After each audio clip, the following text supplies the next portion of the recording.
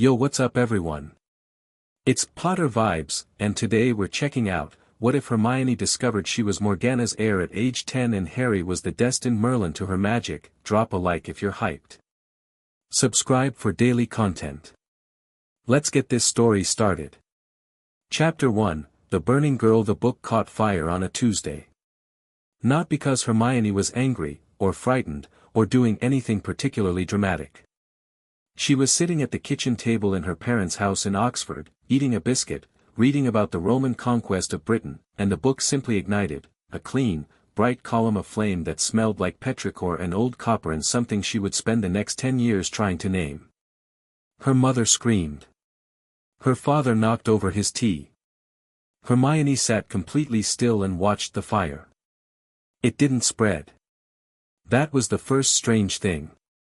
The tablecloth should have caught, and then the curtains, and then possibly the house. But the fire stayed perfectly contained around the book, a neat cylinder of pale gold flame, and Hermione noticed, with the detached scientific interest that had always been her most reliable coping mechanism, that it wasn't destroying the pages. It was reading them. The flame moved in currents, thin tendrils brushing each line of text the way a finger traces a sentence, and where it touched, the words changed. Hermione. Her mother grabbed her arm and pulled, but Hermione planted her feet and leaned forward. The original text had said, Morgana, often called Morgan le Fay, was a powerful sorceress and antagonist in Arthurian legend, widely regarded as a villain and agent of chaos. The burning text now said, Morgana, called Morgan le Fay by those who feared her, was the most gifted practitioner of original magic in recorded history. The story of her villainy was written by the men who lost to her. Then the fire went out. The book sat on the table, completely uncharred, spine straight, as if nothing had happened. Hermione reached out and turned to the page. The corrected text was still there, printed neat and clean as if it had always said that, and she read it 3 times while her parents stood behind her doing the specific kind of panicked silence that meant they were deciding whether to call a doctor or a priest. I'm fine, she said. The book was on fire, her father said. I know. She looked up. But it's not now. Her mother sat down heavily in the chair across from her. Emma Granger was a practical woman, she had to be, married to a dentist, raising Hermione, but practicality had limits, and watching a history book correct its own text through the medium of spontaneous mystical combustion was testing all of them. This has been happening more, her mother said quietly. It wasn't a question. Hermione set the book down. Yes. The honest answer was that it had been happening her whole life, in small ways, lights flickering when she was frustrated, her pencils arranging themselves into grammatically correct sentences overnight, a spider's web in her bedroom window that she was almost certain changed its geometry in response to her dreams. But the incidents had been small enough to explain away, or ignore, or attribute to coincidence. Burning books that corrected themselves was harder to attribute to coincidence. I'll look into it, she said, because that was what Hermione Granger said when confronted with anything she didn't understand. She looked into it. She looked into it for 3 weeks. The Oxford Public Library had nothing useful about Morgan le Fay beyond standard Arthurian mythology, which all said more or less the same things: enchantress, villain, half-sister to Arthur, student of Merlin, enemy of Guinevere, generally sinister. Hermione read all of it twice and found it profoundly unsatisfying in the way that official histories always were. Official histories were written by the people who wanted to be remembered a certain way, and the official history of Morgan le Fay had a very specific agenda. You could feel it in the prose, the slightly too insistent repetition of wicked and malicious and deceitful, the way every account acknowledged her power in the same breath it dismissed her motives. She started going to the university library instead, borrowing her father's faculty card with his vague permission, because the university had older sources. Medieval manuscripts in translation. Marginalia collections. Texts that had been considered too obscure or too contradictory for the popular canon. On the 19th day, she found it.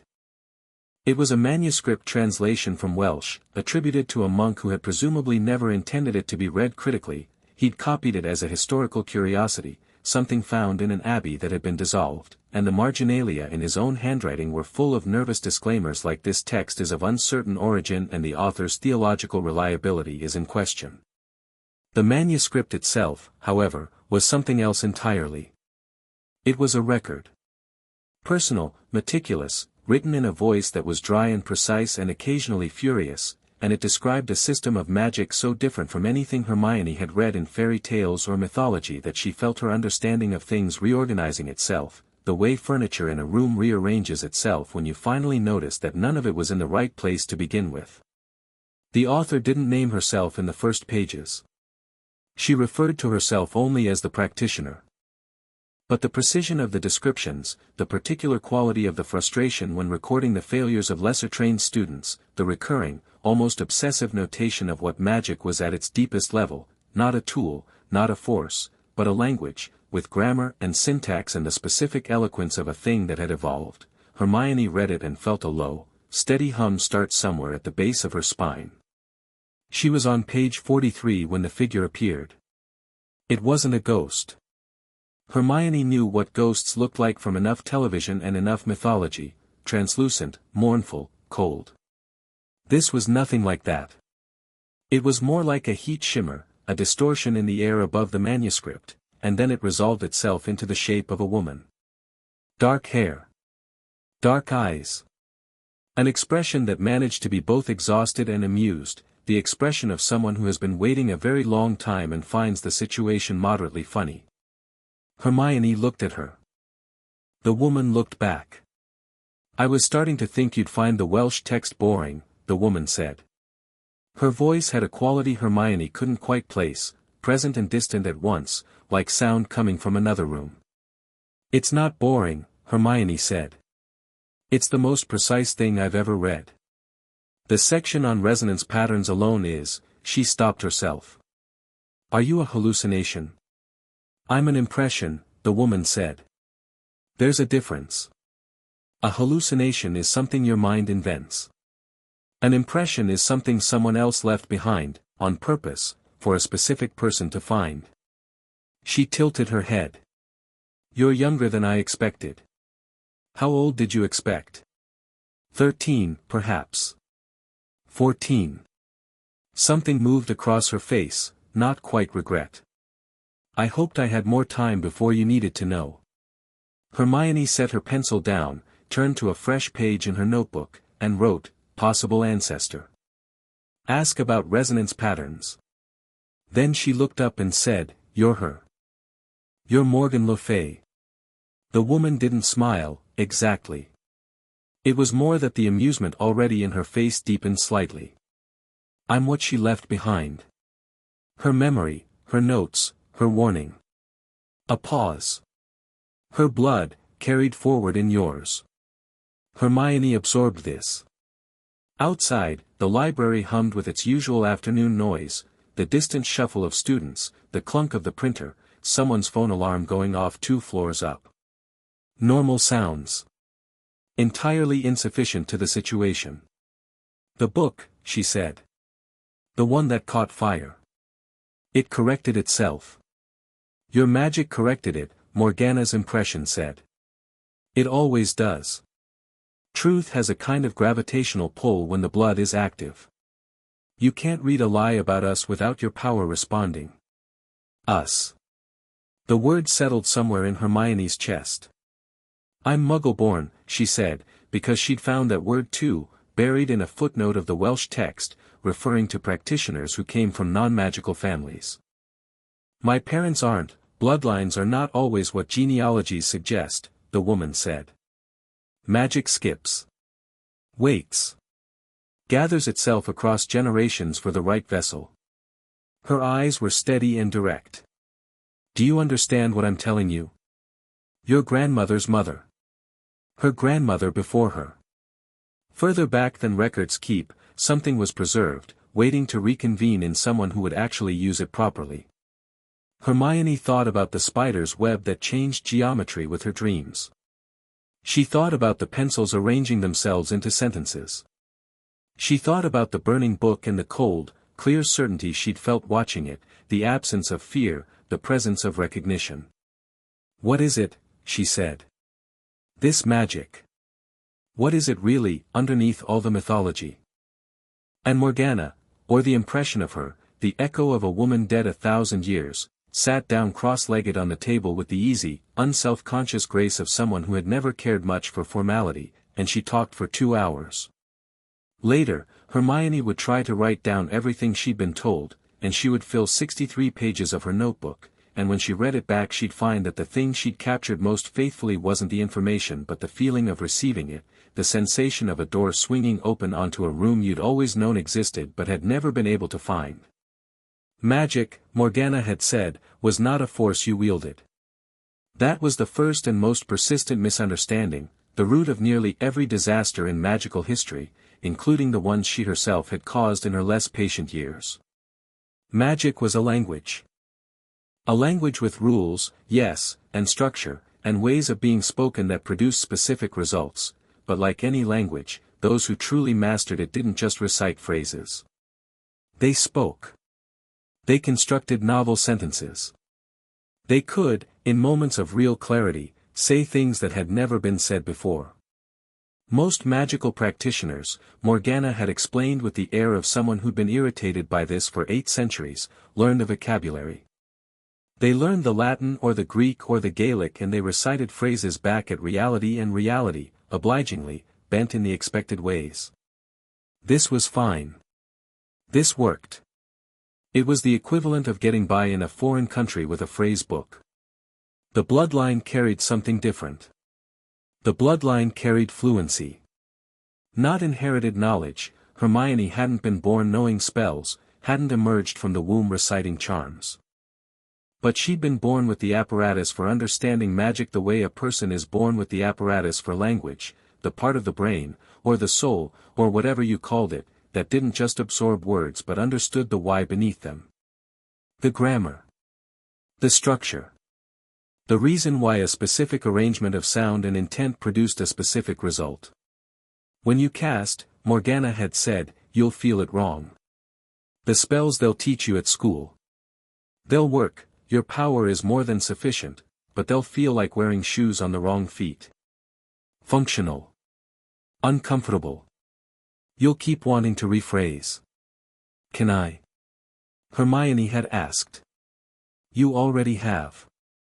Every time your magic has corrected something without your conscious instruction, it's been rephrasing. Reaching past the phrase book. Morgana's expression had gone complicated. The school will not know how to categorize this. Some of your teachers will be delighted. Some will be threatened. The man at the top will be very, very interested. Dumbledore? A pause that said more than agreement. Be careful of people who are interested in what you can do rather than who you are. Even the ones whose interest looks like kindness. Hermione had written that down too, and underlined it twice. The letter from Hogwarts arrived 6 days after the library encounter, which Hermione found either very good timing or suspicious, and she hadn't decided which yet.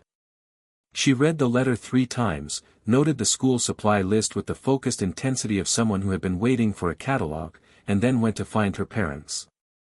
They were sitting in the kitchen again, which had become something of a family parliament in the past 3 weeks, and they both looked up when she came in with the expression parents develop when their child has been doing things that make owls appear at the window. I've been accepted to a school, she said, and put the letter on the table. Her father picked it up and read it. Her mother read it over his shoulder. A silence developed in the kitchen, the particular quality of silence that meant multiple things were being processed simultaneously. It's a boarding school, her father said. In Scotland. For magic. Yes. Her parents exchanged a look that contained an entire conversation. Hermione had always been able to read them well enough to follow it. She set a book on fire. She's been talking to historical apparitions in the university library. She corrected her own homework at age 4 with a pencil she wasn't holding. And then, on the other side of the look, she is our daughter. She has been so patient with the strangeness of herself for so long. All right, her mother said. Tell us about it. Hermione told them everything. The bloodline, the impression in the library, the nature of magic as language, Morgan le Fay and the rewritten history and the 63 pages of notes she'd taken in a notebook she was already treating like something precious. Her parents listened the way good parents listen to impossible things, without flinching, without interrupting, with the steady, practical attention that says we may not understand this but we believe you. When she finished, her father was quiet for a moment and then said, "This Morgana. In your notes, it says she was misunderstood. Maligned." Deliberately, Hermione said. The history of her was written by the people who were afraid of her. And you're her heir. Her bloodline's heir, yes. Her father nodded slowly. Then I imagine you'll set that history right. Hermione looked at him. He was a dentist from Oxford who had spent his life doing precise, careful work with his hands, a man who believed in accuracy above almost everything, and he was looking at her with the specific expression she had been trying to earn her whole life, not surprise, not worry, but recognition. As if he had always known there was something here that the world hadn't caught up to yet. "Yes," she said. "I intend to." She spent the rest of August preparing, which for Hermione meant reading everything she could find, which meant 11 books on magical theory, 3 on wizarding history, 2 on the properties of magical creatures, 1 on basic potion making, and a worn copy of the Standard Book of Spells, grade 1 that she read in an afternoon and found almost insultingly simple, not because she was arrogant, but because she had spent 2 hours being lectured on magical linguistics by the woman who had written the language, and reading a chapter on Wingardium Leviosa afterward was the intellectual equivalent of being handed a picture book after finishing War and Peace.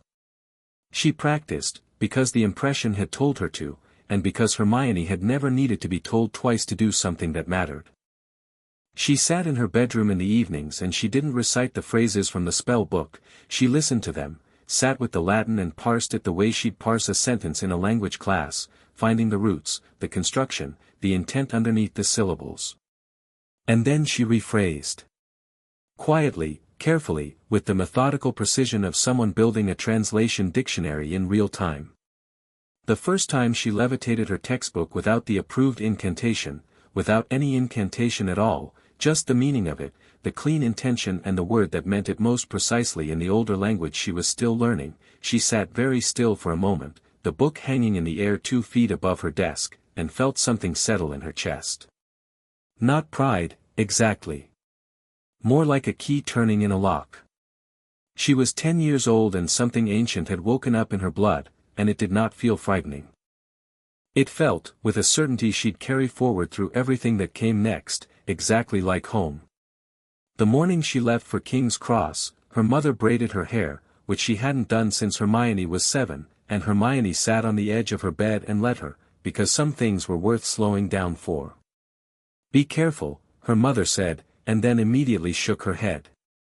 "No, that's not, be yourself. Careful is for later." Hermione looked at her in the mirror. "That's surprisingly good advice. Don't sound so shocked." She laughed, and her mother's hands tightened briefly in her hair, a small, fierce grip that said a dozen things at once.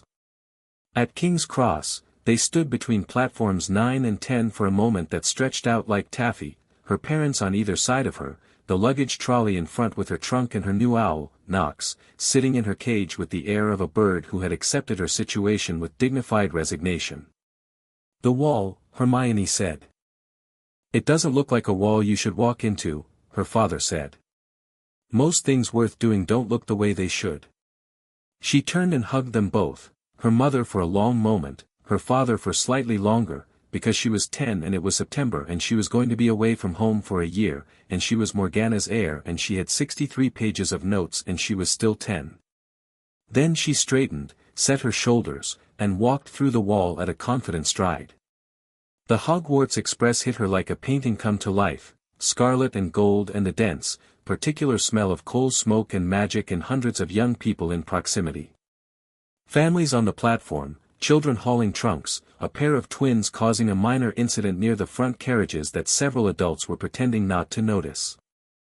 The noise was enormous and Hermione stood in the middle of it and looked around with the expression she always wore when walking into a new library, methodical, assessing, deciding where to start.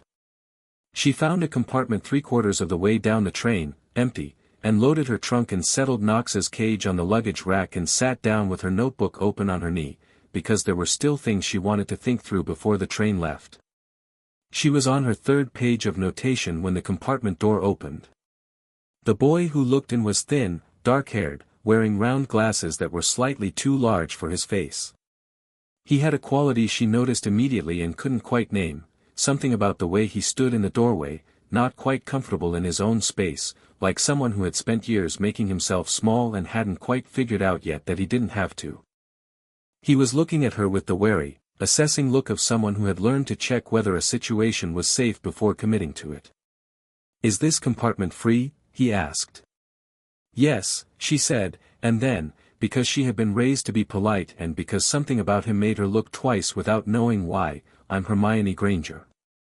He came in, shoved his trunk under the seat with the practiced efficiency of someone used to moving things quickly, and sat down across from her. "Harry Potter." Hermione looked at him.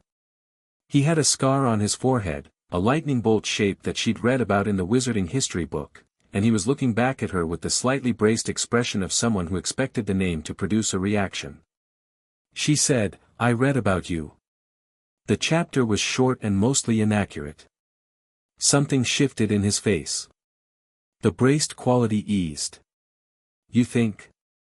The account of what happened at Godric's Hollow glosses over about a dozen things that should have been technically impossible, including the curse rebounding, and no one seems particularly interested in why it rebounded, they just recorded that it did and moved on. She paused. "That bothers me." Harry looked at her for a moment. "Me too," he said, and there was something in his voice that sounded less like agreement and more like relief, like she'd said something he'd been thinking for years without anyone to say it to.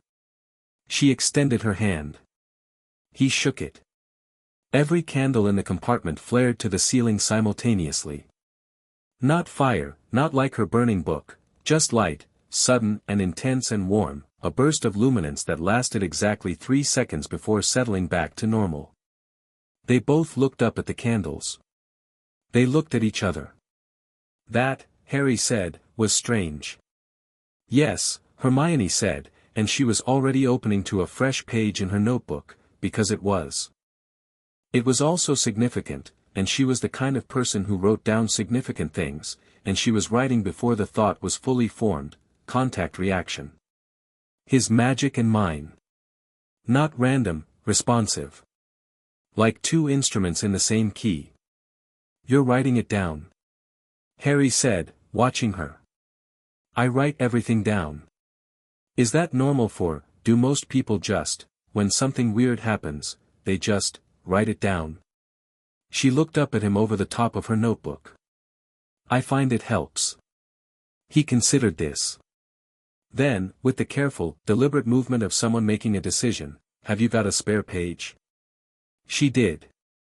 She tore it out and handed it to him without asking why, and he took it and held it and looked out the window as the platform started to move, the train pulling out of King's Cross with a long, satisfied exhale of steam, and the city sliding past and then falling away into countryside. They didn't talk for a while after that, which was fine. It wasn't uncomfortable silence. It was the silence of 2 people who were figuring out something that would take more than a train journey to name. Hermione wrote her notes. Harry held his piece of paper and looked out the window, and every now and then she'd glance at him and find him looking back, and neither of them looked away quickly the way you do when you're embarrassed, they just looked, considering, like 2 people reading the same text and recognizing the same line. The countryside had given way to hills when Harry said, out of nowhere, "My aunt used to say my mother was a freak." Hermione stopped writing. "For the magic," he said. "She always said it like it was something to be ashamed of. Something wrong." He turned the piece of paper over in his hands. "But when I do it, when things happen, like just now with the candles, it doesn't feel wrong. It feels like the only time anything feels right." Hermione set her pen down. She thought about what to say, and she thought about the impression in the library and the book that corrected itself and 63 pages of notes and the key turning in the lock when she'd levitated her textbook with the older language, and she said, "My book caught fire and rewrote itself with the truth. Magic has been happening to me my whole life, and every single time, without exception, it felt more like recognition than accident." She paused. "I think the people who called it wrong were afraid of it. And I think fear is a terrible reason to call something wrong." Harry looked at her for a long moment. "Yeah," he said quietly. "Okay." Nox chose this moment to make a deeply uncomplimentary sound from her cage, which broke the weight of the moment neatly. Harry laughed, startled, genuine, the laugh of someone who didn't quite expect to. Hermione found herself smiling at the cage. "Her name's Nox," she said. "She's judgmental. She looks it." He glanced at the cage. "My owl's named Hedwig. She's more dignified." "Where is she?" "Up with the luggage. She prefers it." He grinned, and it was the first fully unguarded expression she'd seen from him, and it changed his whole face. "She thinks I'm a bit of an embarrassment." "Are you?" "Probably," he said cheerfully, and she laughed, and something clicked into place between them, easy and natural and exactly like the way resonance works when two things are tuned to the same frequency. The compartment door slid open again, and a round-faced, anxious-looking boy leaned in. "Have you seen a toad?"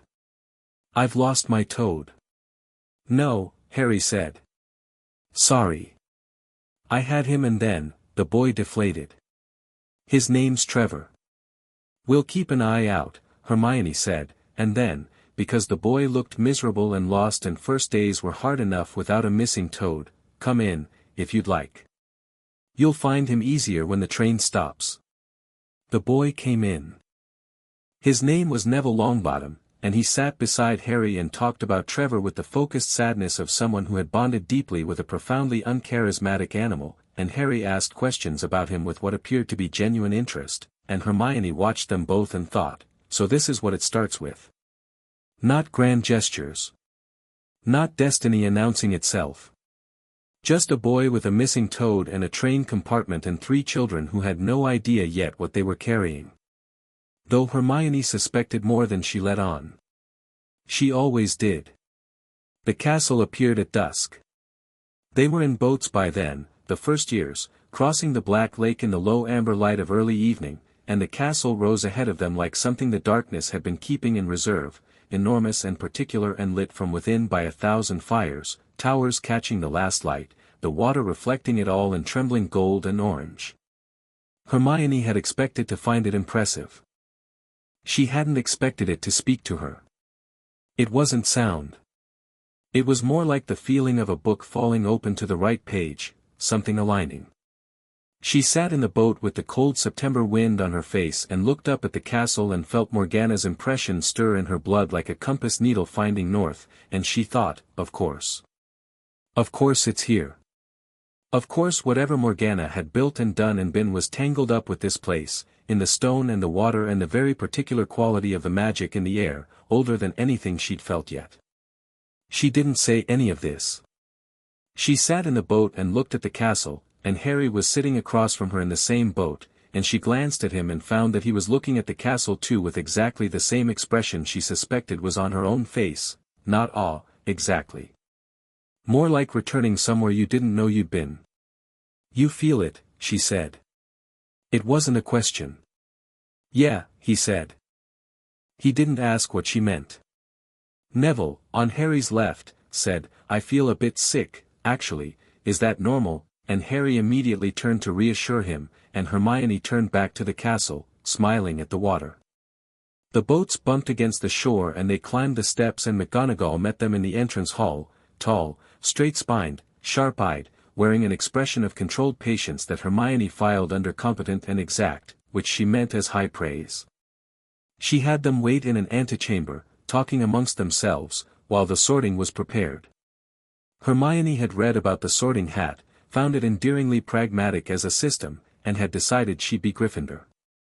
Not because she felt she was particularly brave, but because the quality Gryffindor measured wasn't the absence of fear, it was the willingness to act in spite of it, and she had always done that. She was 10 years old and she had walked into a burning book's light and leaned forward instead of back, and she was Gryffindor down to the bone and she knew it. She went up when her name was called. The hat dropped over her eyes and the voice came in the dark, old, amused, sharp in a way she hadn't expected. Well, it said, and stopped. Yes. She thought back at it, because she was the kind of person who engaged with things rather than waiting for them. Do you know, the hat said, in a somewhat different tone, I have not encountered this particular magical signature in approximately 1,000 years. Is that so? It is so. A pause that felt like reading. There are not many people I'd hesitate to sort, child, but you are genuinely, you are, another pause. Morgana was a Ravenclaw. Did you know that? I suspected. She was here for 7 years and she rewrote 4 of my categories from the inside. The hat sounded somewhere between reproving and delighted. I had to recalibrate after she left. Took me 30 years. A beat. You're Gryffindor. The courage is the point. But I want you to know I considered every option. How long have I been sitting here? 4 minutes. That's embarrassing. For me or for you? She almost laughed, under the hat, in front of the whole great hall. Both, I think. Yes, the hat said, with something approaching fondness. Gryffindor. Though you'll make it interesting. Gryffindor, it shouted, not to her mind but aloud, and there was applause, and Hermione lifted the hat from her head and walked toward the Gryffindor table and she heard, she was fairly certain she heard, because she had very good hearing and the hall was not as loud as it should have been, McGonagall say, quietly, to the witch standing beside her, 4 minutes. She sat down. She looked back at the remaining first years waiting to be sorted and found Harry in the line, and he was looking at her with an eyebrow raised. She gave him a minute shake of her head that meant tell you later. He gave her a nod that meant obviously and turned back toward the hat, and she was already thinking about what it had said, Morgana was a Ravenclaw. She rewrote 4 of my categories from the inside. 1,000 years. The hat had recognized the bloodline after 1,000 years and had hesitated, and had thought to tell her that. That was significant. That was the kind of significant that deserved at least 2 pages of notes. Harry's name was called. He sat under the hat for exactly 45 seconds, almost record fast, and it bellowed Gryffindor before it had fully settled on his head, and the Gryffindor table erupted in a way that suggested Harry Potter's name carried weight even among 11-year-olds who technically didn't know him yet. He sat down 2 seats from her, Neville between them, and leaned forward to look at her over Neville's head. What happened with the hat? He said. 4 minutes, she said. 4, why? It recognized me. She said it quietly, meant for only him. It said it hadn't encountered my particular signature in about 1,000 years. Harry stared at her. The feast materialized on the tables, vast platters of food appearing out of nothing, which she'd read about and still found impressively theatrical, and no one was paying attention to them, and he said, your signature. Yes. What does that mean? She picked up her fork. It means that what I am is old. And the hat remembered it. She met his eyes. Something like that is probably true of you too. I'd like to compare notes. He looked at her for a moment. Then he picked up his own fork and said, I think we should eat first. Notes after. Agreed. The feast began, and the great hall blazed with light and noise and the particular chaotic warmth of several hundred people who were all, in their various ways, exactly where they were supposed to be. Hermione ate her dinner and listened to the conversations around her and watched the staff table with the observational precision that had always been her best intelligence-gathering tool. Dumbledore she recognized from a history of magic, older than his photographs, which made sense, but carrying the same quality she'd noticed in the photographs, a specific variety of wisdom that was very slightly too aware of itself. He was the most powerful wizard of the age, the book had said, and she believed it, and she also believed what Morgana's impression had told her in the library about the people who are interested in what you can do rather than who you are. She watched him, once, during the feast, look down the staff table toward the first-year students. She watched his gaze move through the crowd with the practiced ease of someone conducting a visual inventory. She watched it land, briefly, on Harry. Linger. Move on. Then it landed on her. She held his gaze. She didn't look away. She waited. He smiled, warmly, grandfatherly, the smile of someone who has spent decades being precisely as reassuring as he chose to be. She smiled back, politely, the smile of someone who had read about him. Then she looked away first, because looking away first wasn't losing, it was choosing what to pay attention to. She had notes to take and a castle that felt like a compass finding north and a boy 2 seats down who had made all the candles flare, and she had been in this world for exactly 6 hours and already it was full of things worth knowing. She reached for her notebook. Harry said, without looking up from his plate, "Are you really going to write notes at the feast?"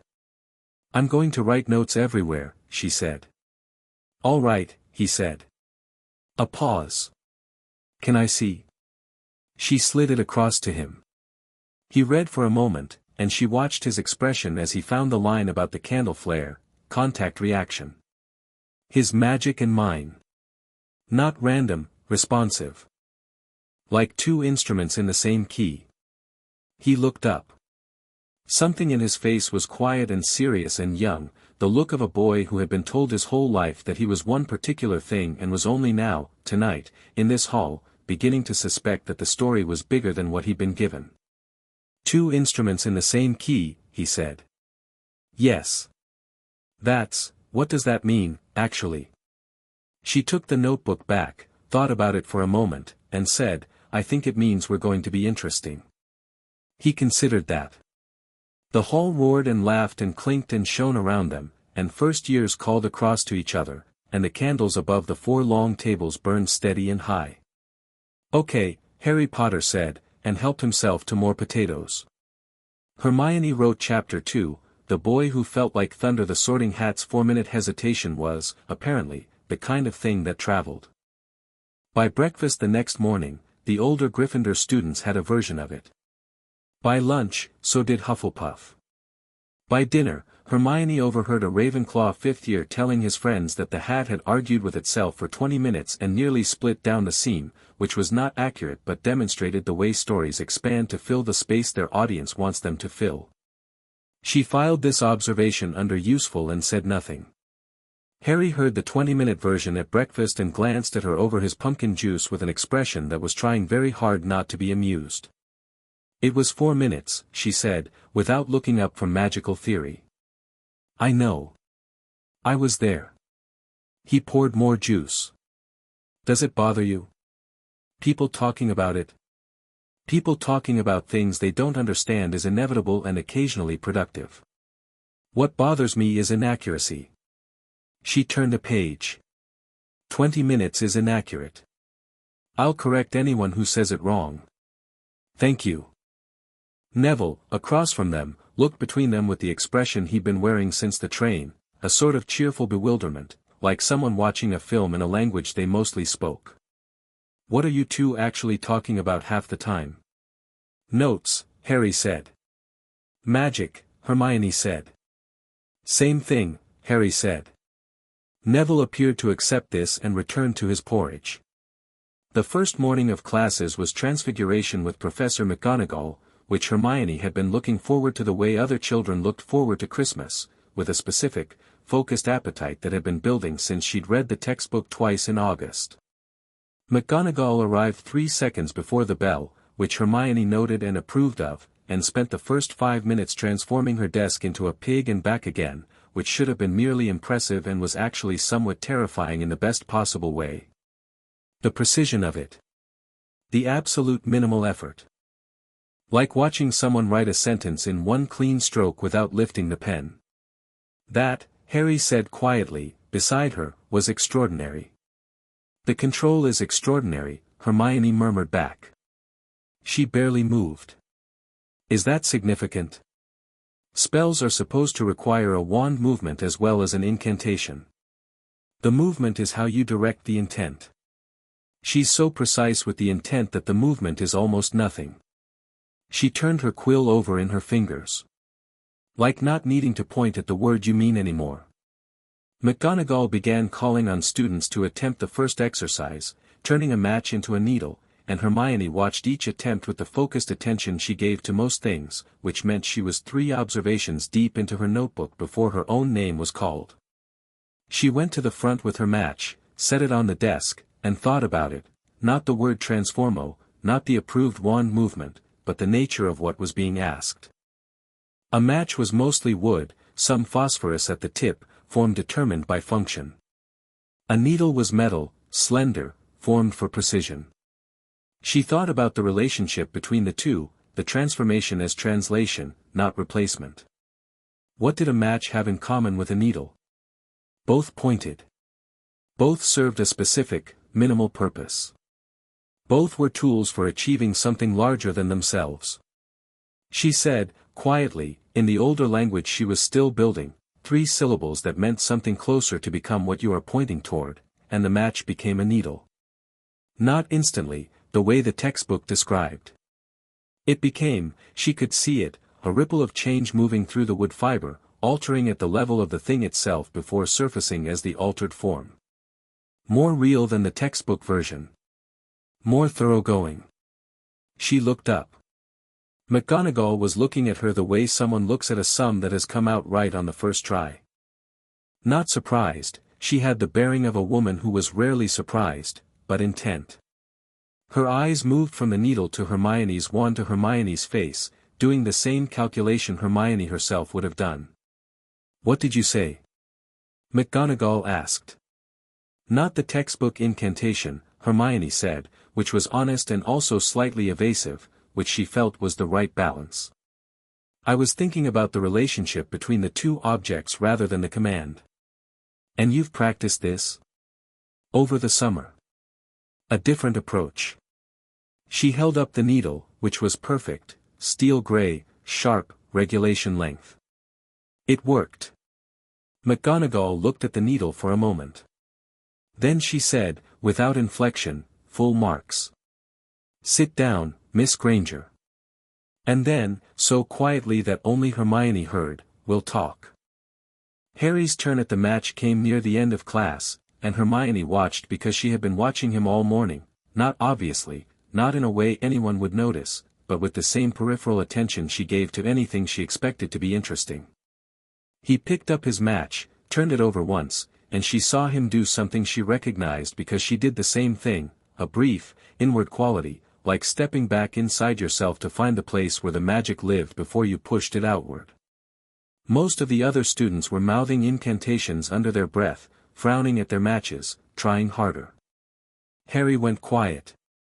The match became a needle.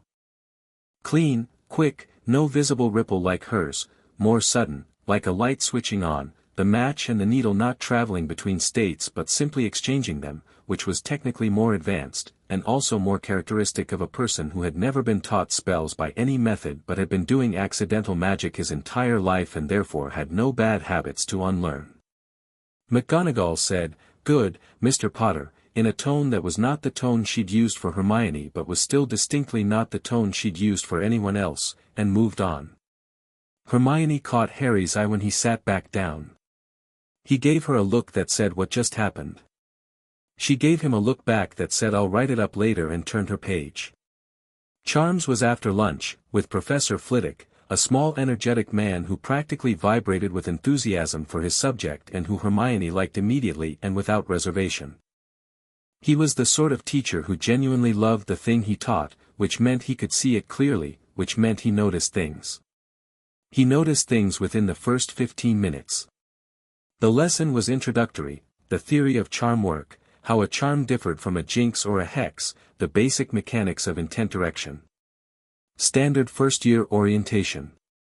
Flitwick was drawing diagrams on the board and talking quickly, and Hermione was following the diagrams and thinking about them in terms of what Morgana had told her, mapping the academic language onto the deeper structure underneath, and she must have said something under her breath without meaning to, a small sound of recognition when one of his diagrams accidentally illustrated a principle from the older framework, because Flitwick paused mid-sentence and looked at her. "Miss Granger," he said pleasantly, "you had a reaction." Sorry, Professor. I recognized something in your diagram." "Did you?" He looked at the diagram, then at her. He was small enough that his eyes were almost level with hers when she was seated. "What did you recognize?" She hesitated, then decided that being honest was better than being strategic here. "The way you've drawn the intent direction, with the wand as the arrow, it maps onto something I've been reading about magic as a system. The idea that the wand doesn't create the direction, it just focuses what the caster has already established internally." Flitwick blinked. Yes, that's actually a fairly advanced theoretical position for someone who hasn't yet begun formal training." He tilted his head. "Where did you read about this?" "A translated manuscript," she said. "Quite old." "How old?" "Medieval." Flitwick was quiet for a moment, his expression doing something complicated and pleased. "We should talk after class," he said, exactly as McGonagall had, and went back to his diagram with the heightened energy of someone who had just found something worth paying attention to. Harry, beside her, wrote on the corner of his parchment, 2 teachers in 1 day. She wrote back, 3, if Dumbledore counts, and he probably does. Harry wrote, "How do you know Dumbledore noticed?" She wrote, "He noticed at the feast. He's been noticing since before we arrived, I think." Harry looked at that for a moment, then turned his parchment over and stopped writing, which was its own kind of response. The thing about Harry, Hermione was working out, was that he processed things by doing rather than thinking. She processed by thinking and then doing. This was not a conflict, it was, she was beginning to believe, the most efficient possible division of cognitive labor. He moved and she mapped the movement, and between them there was a completeness of approach that made things happen faster and cleaner than either of them could manage alone. She tested this hypothesis Thursday morning, in the corridor outside the Defense Against the Dark Arts classroom, when a third-year Slytherin decided that Harry Potter's scar was an appropriate topic for public commentary. The third year was tall, with the particular confidence of someone who had learned that being larger than the people around him was the same as being right. He stopped in front of Harry, blocking the corridor, and said something about the scar that was meant to be a joke but was actually just cruelty wearing a joke's clothing, and his 2 friends laughed on cue. Harry looked at him for a second.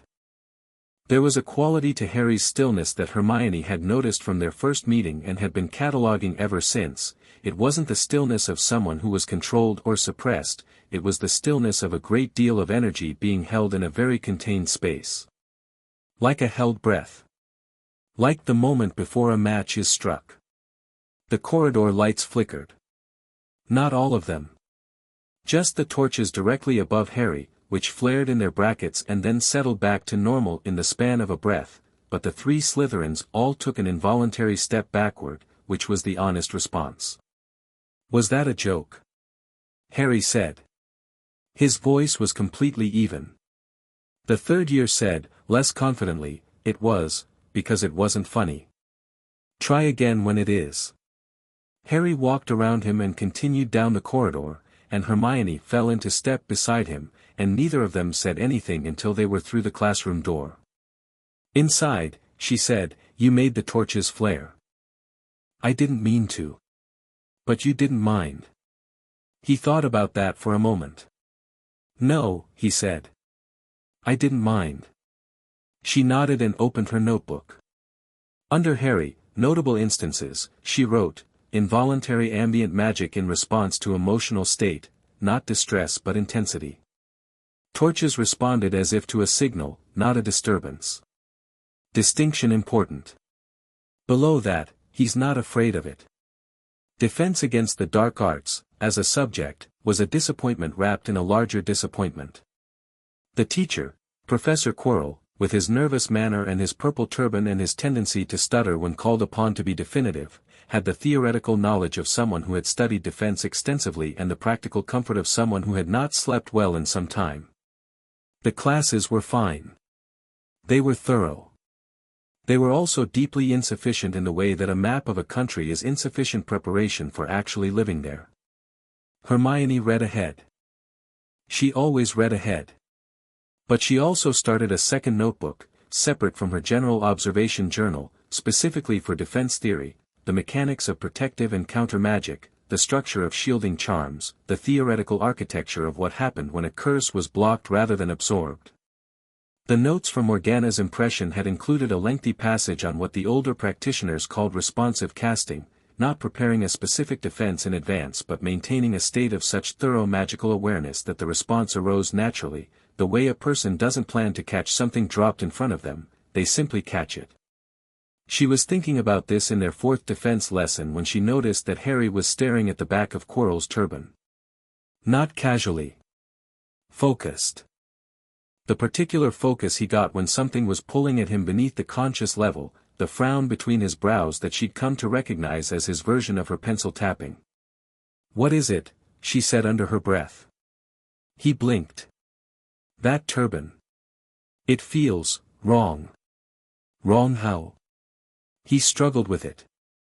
"Like when you read a sentence that says the right words but they're in the wrong order and it doesn't mean what it should mean." Hermione looked at the back of Quirrell's turban. She let herself reach, carefully, the way Morgana had shown her, the light passive extension of awareness rather than active casting. She felt the room, the ordinary background texture of a classroom full of people and a teacher and old desks and old stone. And then she felt something else, something under the turban, behind Quirrell's face, a different magical signature entirely. Dark. Layered. Like an overwritten document where the original text bled through. She closed her notebook.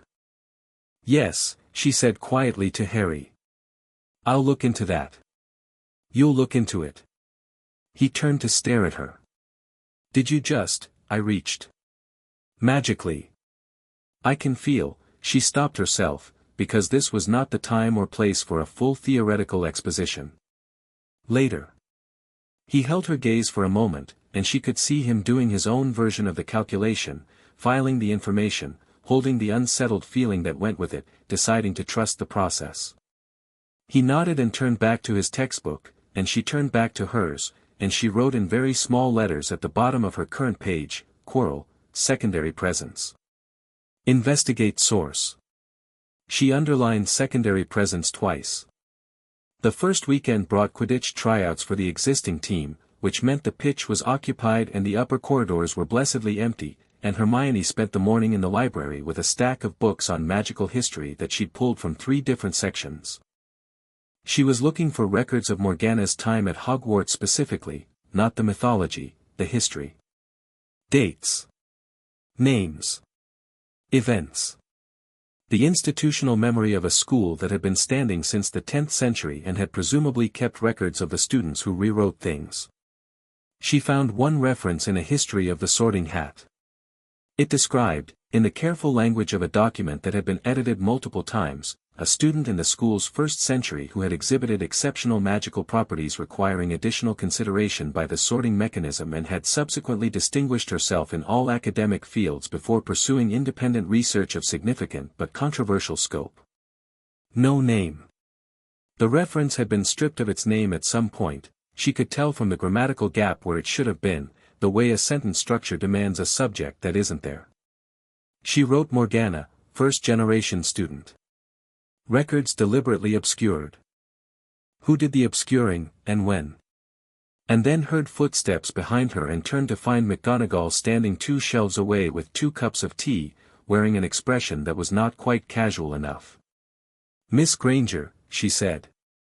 "I thought I'd find you here. You've been looking for me." McGonagall set one of the cups of tea on the table in front of her, which was such a precise calibration of warmth and authority that Hermione's appreciation for the woman went up another increment. "I wanted to speak with you without an audience." She sat down, which was also a calibration. This was a conversation, not an interrogation. "Your transfiguration this week. The match. And the approach. Not the approved incantation. Not any incantation I recognize." McGonagall wrapped her hands around her own cup. I have been teaching Transfiguration for 37 years, Miss Granger. I have an excellent memory for how spells sound in every major magical tradition. What you said was not Latin, not Greek, not Gaelic, not any modern derivation. A pause. It was something older. Hermione made a decision. It was not a difficult decision. She was 10 years old and she had been carrying this alone since August, and she was very good at assessing who was trustworthy, and McGonagall, with her precise warmth and her bluntness and her tea, was trustworthy. Yes, she said. Significantly older. How did you come to know it? An impression, she said. A memory left in a manuscript. By the person whose bloodline I carry.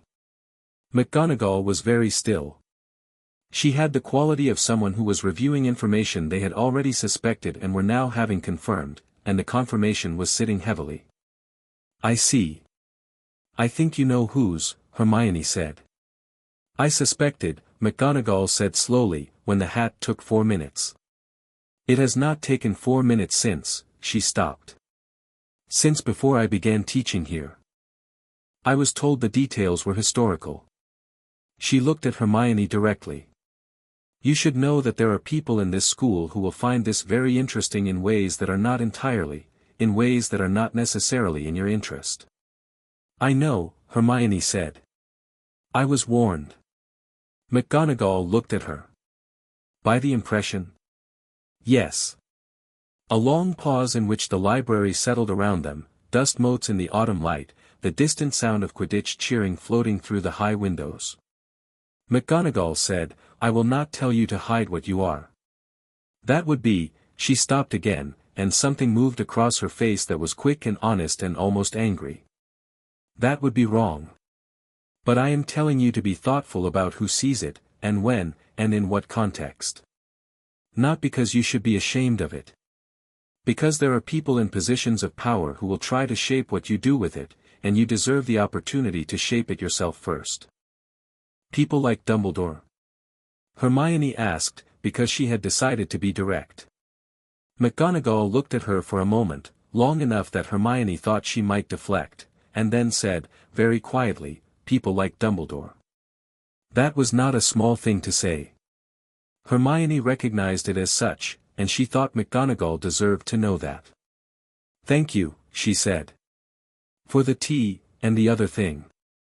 McGonagall stood, straightened her robes with the precise briskness that was her version of recovering composure, and said, full marks again in Transfiguration next week, Miss Granger.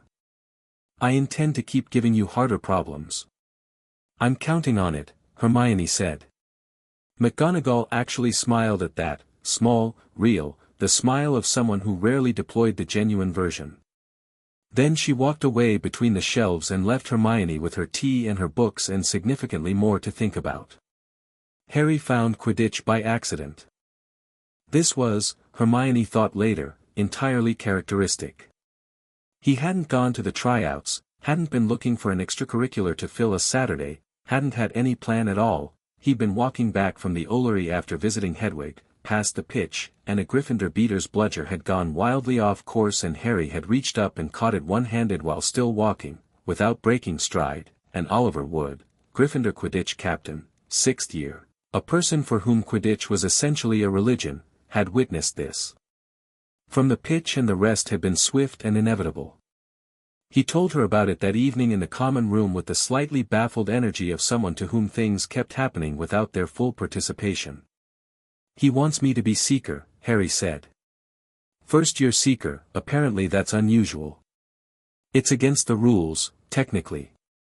There's a regulation about first years on house teams. She looked at him. But McGonagall was with Wood when it happened, you said? And she agreed? She looked at me catching the bludger and said, and I'm quoting exactly, this is rather the point of him, isn't it, and then told Wood to find me a decent broom. Hermione stared at him. She said rather the point of him. I know. She was talking about more than Quidditch. I know. He pushed his hands through his hair. What does that mean? What does she know? More than she's told either of us, Hermione said, and she was already writing, because rather the point of him was a sentence that needed to be in the record. But she's on our side, I think. She warned me about Dumbledore. What did she say about Dumbledore? Hermione told him, precisely and completely, because she had found that being precise and complete with Harry was always more efficient than summarizing. He caught everything, turned it over, looked at it from the angle she hadn't thought of. He was quiet through the whole account, and when she finished he said, "So he's watching. Has been since before we arrived. I think probably since our names appeared in the Book of Admittance. Which happens at birth, for magical children. Which means he's known about you, about what you might be, for 10 years and he's been waiting." Yes. Harry was quiet again, and she could see him thinking, not the flicker-fast thinking he did in class, but the slower, heavier kind. "What does he want from you?" "To manage me, I think," she said. "Or to use me." "Possibly both." "Possibly in that order." She paused. "He's not a villain, you understand. He's genuinely trying to protect the wizarding world as he understands it. But he has a very specific understanding of how power should be ordered and who should be allowed to hold it, and I'm a disruption to that order." "And me?" She met his eyes. "You're the chosen one. He has plans for you that predate you having any opinions about them." Harry's jaw set. "Not anger, something quieter and more durable than anger." "I don't like that." "No," she said. "I thought you might not." He looked at her for a moment, and she saw him make the same kind of decision she'd made in the library with McGonagall, a calculation, a conclusion, a commitment. "Whatever you're doing," he said. "The bloodline, the older magic, figuring out what Quirrell is. I want to know all of it. Not because I want to manage it, I don't want to tell you what to do with it. I just want to know." "I know you don't want to manage it," she said. "That's one of the reasons I'm telling you." He nodded. A pause. "The other reasons?" She thought about the candles on the train and the torches in the corridor and 2 instruments in the same key and what she was beginning to understand about the older history of Merlin and Morgana, which was not the history anyone had been told. "There are several," she said. "I'll tell you when I know them better." He accepted this with the easy patience that was one of his better qualities, and picked up his transfiguration homework, and the fire in the common room burned warm around them, and outside the castle the September night came down, and Hermione thought about Quirrell's turban and McGonagall's sharp sideways smile and the way the castle had felt like a compass finding north, and wrote until her hand ached. The second week brought the flying lesson. Hermione had read about flying on broomsticks and found it theoretically interesting from a magical mechanics perspective and practically irrelevant to her own ambitions, which did not include being several hundred feet in the air on a piece of wood. She was prepared to be bored and competent in equal measure. What actually happened was Neville's broom got away from him on the ascent, a wobbling, terrified vertical climb that ended with Neville at 20 feet and his broom bucking like it had opinions, and Neville at 20 feet was not aerodynamically stable and came down hard on the courtyard flagstones with a sickening crack and lay very still with his wrist at a bad angle. Madame Hooch sent them all inside while she took Neville to the hospital wing. Everyone stayed inside except Draco Malfoy, who had found Neville's remembrall in the aftermath and was holding it up in the cold afternoon light with the specific cruelty of someone who has just been handed a target. "Look at this," he said to his friends, and he was already making for his broom to take it up high, the way people like Malfoy always looked for height when they wanted to feel powerful. Harry was already moving. Not toward Malfoy, not to argue, he was moving toward his broom with the focused efficiency of someone who had already decided. He swung a leg over and pushed off the ground, and Hermione watched the exact moment the magic found him in the air, watched the thing she'd been thinking about all week, the raw elemental quality of Harry's power, and she saw it happen right there in the grey October sky. He belonged in the air the way water belonged in its channel, and the broom under him seemed to know it, flying with a responsiveness that had the watching students going quiet. He cut through the air and Malfoy flung the remembrall ahead of them both and Harry dove, near vertical, broom pointed down, and Hermione found herself holding her breath, watching the cold-eyed mathematical precision of it. "He'll pull up at exactly," and he did, leveling out a foot from the ground with the remembrall caught clean in his fist. Absolute silence in the courtyard. Harry landed, walked over to Neville's empty spot, and set the remembrall down on the stone. He didn't say anything. He didn't need to. Malfoy's expression was doing several things at once, none of them composed, and the watching students broke into noise behind Hermione. McGonagall appeared in the doorway. She looked at Harry. She looked at the broom. She looked at the remembrall on the stone. "Mr. Potter," she said. "With me." Hermione watched him go with the calm of someone who already knew how this particular conversation would end, because McGonagall's expression was not anger, it was the face of someone rapidly recalculating what could be done with an asset they hadn't expected to have in this configuration yet.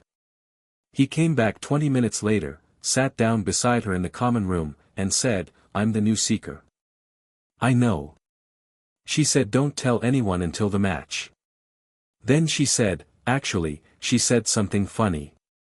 He looked at Hermione with the light in his eyes she was beginning to recognize as him being surprised by something that pleased him. "She said your friend will be pleased, you should tell her first." Hermione looked up from her book. "She said that?" "Yeah." He grinned. "So, officially, I'm the new Seeker." She closed her book. "Don't die. That's your reaction. It's a meaningful reaction. The sport has a non-trivial fatality rate." She reopened the book. "Well done." He laughed, the real version, the unguarded one she'd heard for the first time on the train, and Neville looked up from across the room and smiled without knowing why, the way people smile when the room itself is happy. October deepened into itself, leaves going gold and red on the castle grounds, mornings sharp with the first cold, and Hermione's understanding of things deepened with it. She was progressing through Morgana's framework at the pace she always set for anything she found worth mastering, relentless but precise, no step skipped, each new layer of comprehension genuinely earned before she built on it. She had a second conversation with Flitwick, who was delighted with medieval magical theory to a degree that made her think he'd been waiting his entire career for a student who wanted to discuss it. She had 2 more conversations with McGonagall, practical and specific and increasingly frank on both sides. She had, carefully and methodically, begun investigating Quirrell. Harry was doing his own version of it. She'd found him in the library twice, which was not his natural habitat, clearly, looking up records on defense teachers, the history of the position, the pattern of annual turnover that was specific and strange. He brought her what he found without needing to be asked. She added it to the notebook, built the picture piece by piece, and the picture that was emerging was not comfortable. Voldemort, who should have been dead or gone, had left something behind. Something small and degraded and angry, clinging to existence with the specific determination of something that refused to concede. She couldn't prove it yet. But she could feel it when Quirrell was in the room, that wrongness Harry had first named, the overwritten document quality, 2 signatures in one space. She told Harry what she thought on a Thursday evening in November, sitting by the fire in the common room while rain hit the windows and Neville fell asleep over his herbology textbook. She said it clearly and completely, because Harry deserved that, and when she finished he was quiet for a moment and then said, "He's in the school." "Yes. And Dumbledore knows." "Almost certainly." "And Dumbledore is, what? Letting him stay to watch him? Using it for something?" "I think Dumbledore is running a longer game than we can fully see yet," she said. "He keeps things in play rather than resolving them, because things in play give him information and leverage. Voldemort in the school, even diminished, is something Dumbledore can manage and observe and use as a teaching tool, maybe. Or a test. A test for who?" She looked at him steadily. "For you." Harry took that in. He didn't flinch from it and he didn't dismiss it, which were both things she appreciated about him. He turned it over, examined it, sat with the weight of it. "He's been setting things up," he said finally. "Since before we started. That's my reading." "And you're what? A complication?" "Something he didn't expect." "I think I'm something he's still deciding what to do with." She folded her hands on her notebook. Which gives us time. Time for what? To understand more than he's planning to tell us. She looked at the fire. Morgana's impression warned me about people who were interested in my power.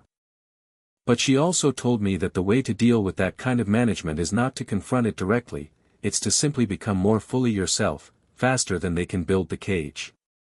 Harry looked at her for a long moment, the fire making the edges of his glasses orange and warm. He had a quality in these moments that she was learning to read, a very old quality, something that didn't belong to an 11-year-old boy from a cupboard under the stairs, something that said he had been hearing things at frequencies most people couldn't register for his whole life and had simply been waiting for someone to tell him what the sound was. "What was Merlin?" he said. She stilled. She'd been waiting for him to ask this. She'd been carrying the answer for 3 weeks, since she'd found the reference in the oldest of the library's restricted manuscripts, not restricted for dangerous content, just for age and fragility, and had read it with the specific quality of recognition she was getting used to. Waiting for the right moment. The right context. In the original accounts, she said carefully, the ones before the mythology rewrote both of them, Merlin wasn't Morgana's teacher. He wasn't her opposite. He was her counterpart. She watched his face. Different magic, not lesser or greater. Hers was older, linguistic, foundational, the grammar. His was, they used the word elemental. Raw. Like the difference between the architecture of a language and the specific voice that speaks it. Harry was very still.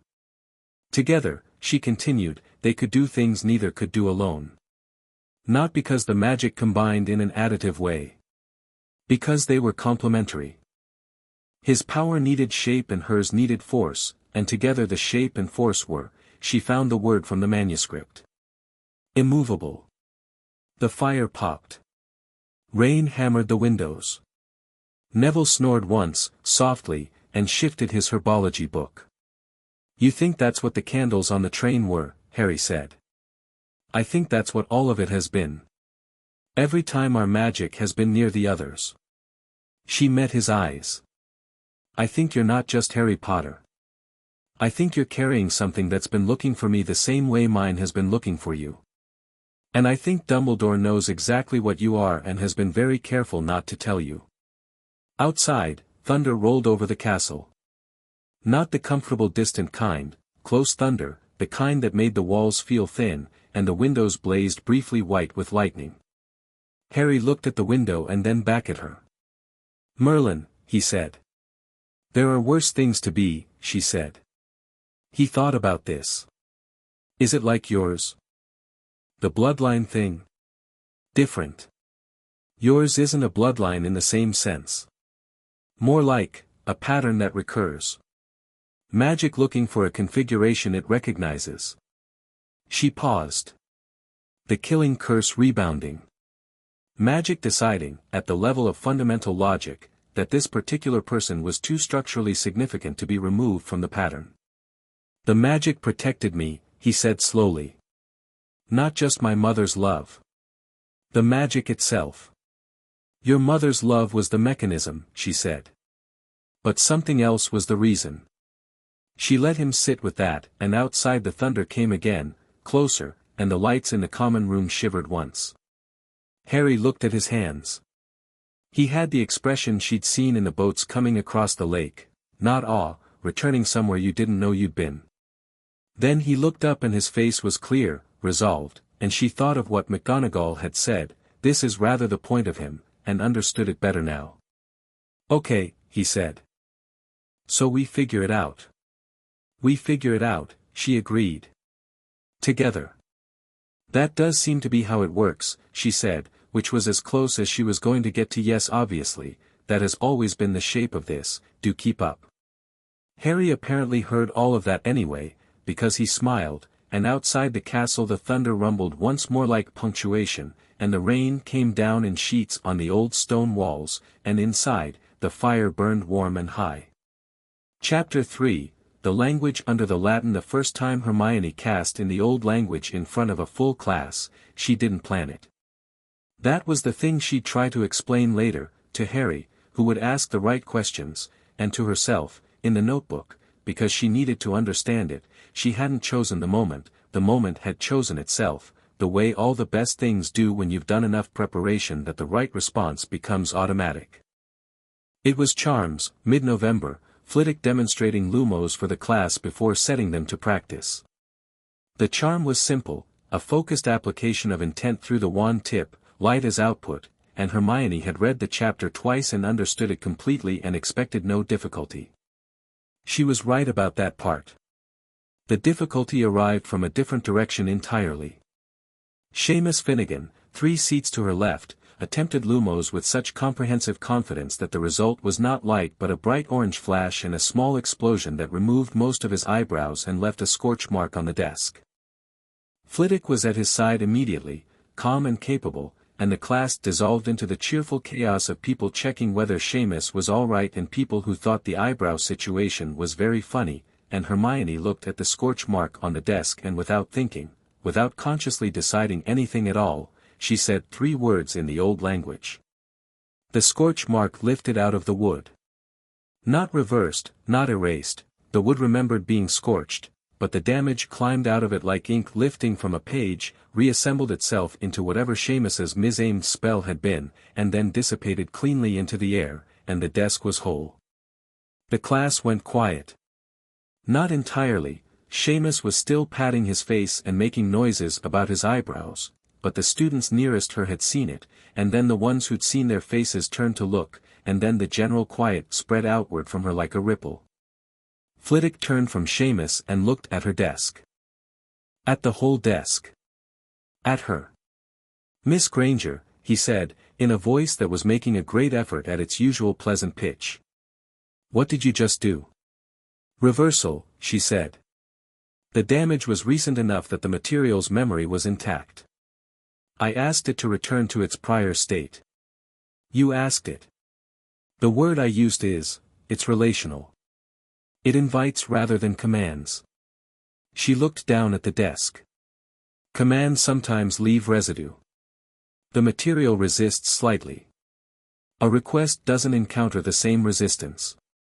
The class was very quiet now. Parvati Patil, next to her, was looking at the desk and then at Hermione with an expression that was equal parts impressed and unsettled. Ron Weasley, across the room, had forgotten his own wand. Flitwick crossed to her desk and examined it with the focused intensity of a craftsman assessing work. He ran 2 fingers along the surface where the scorch had been. He stood up straight.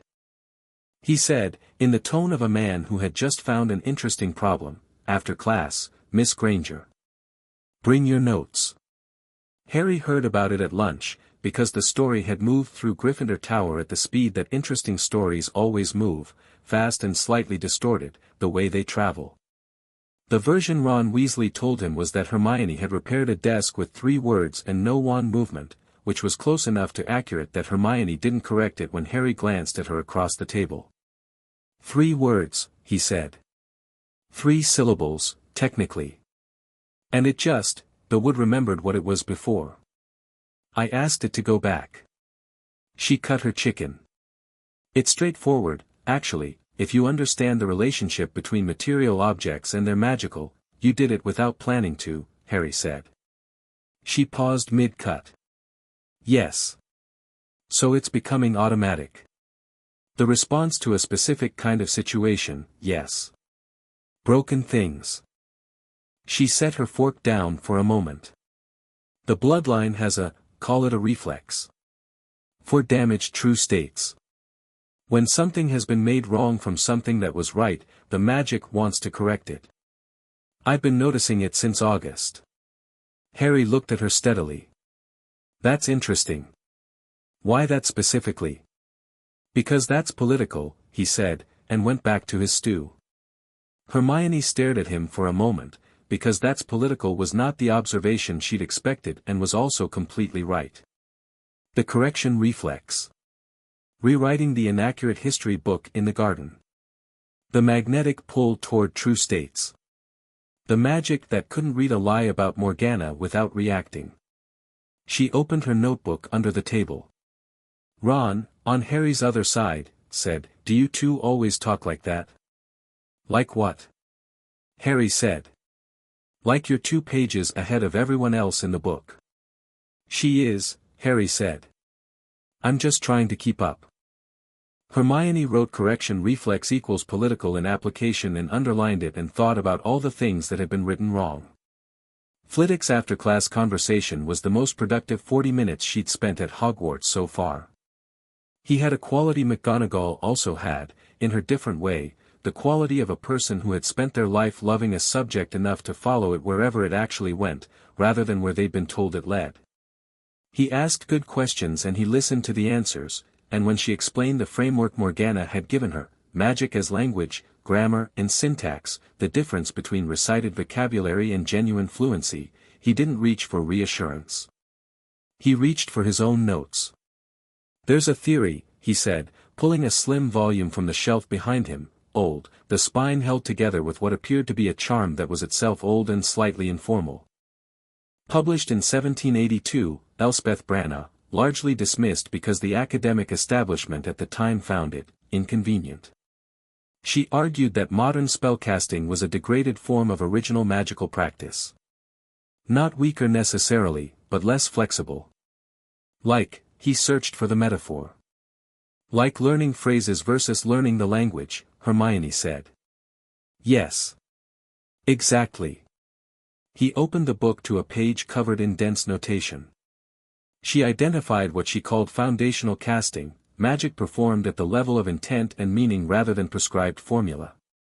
She found evidence of it in records from the earliest centuries of formal magical education. He looked at her over the pages.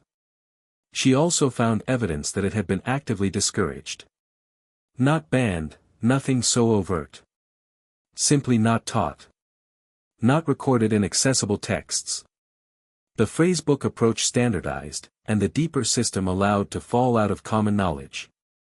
Because it's harder to manage, Hermione said. If everyone learns the same phrases, everyone casts the same spells the same way. Predictable. Governable. That was Branagh's conclusion, yes. He set the book down. She was not popular. Hermione looked at the book. Can I borrow that?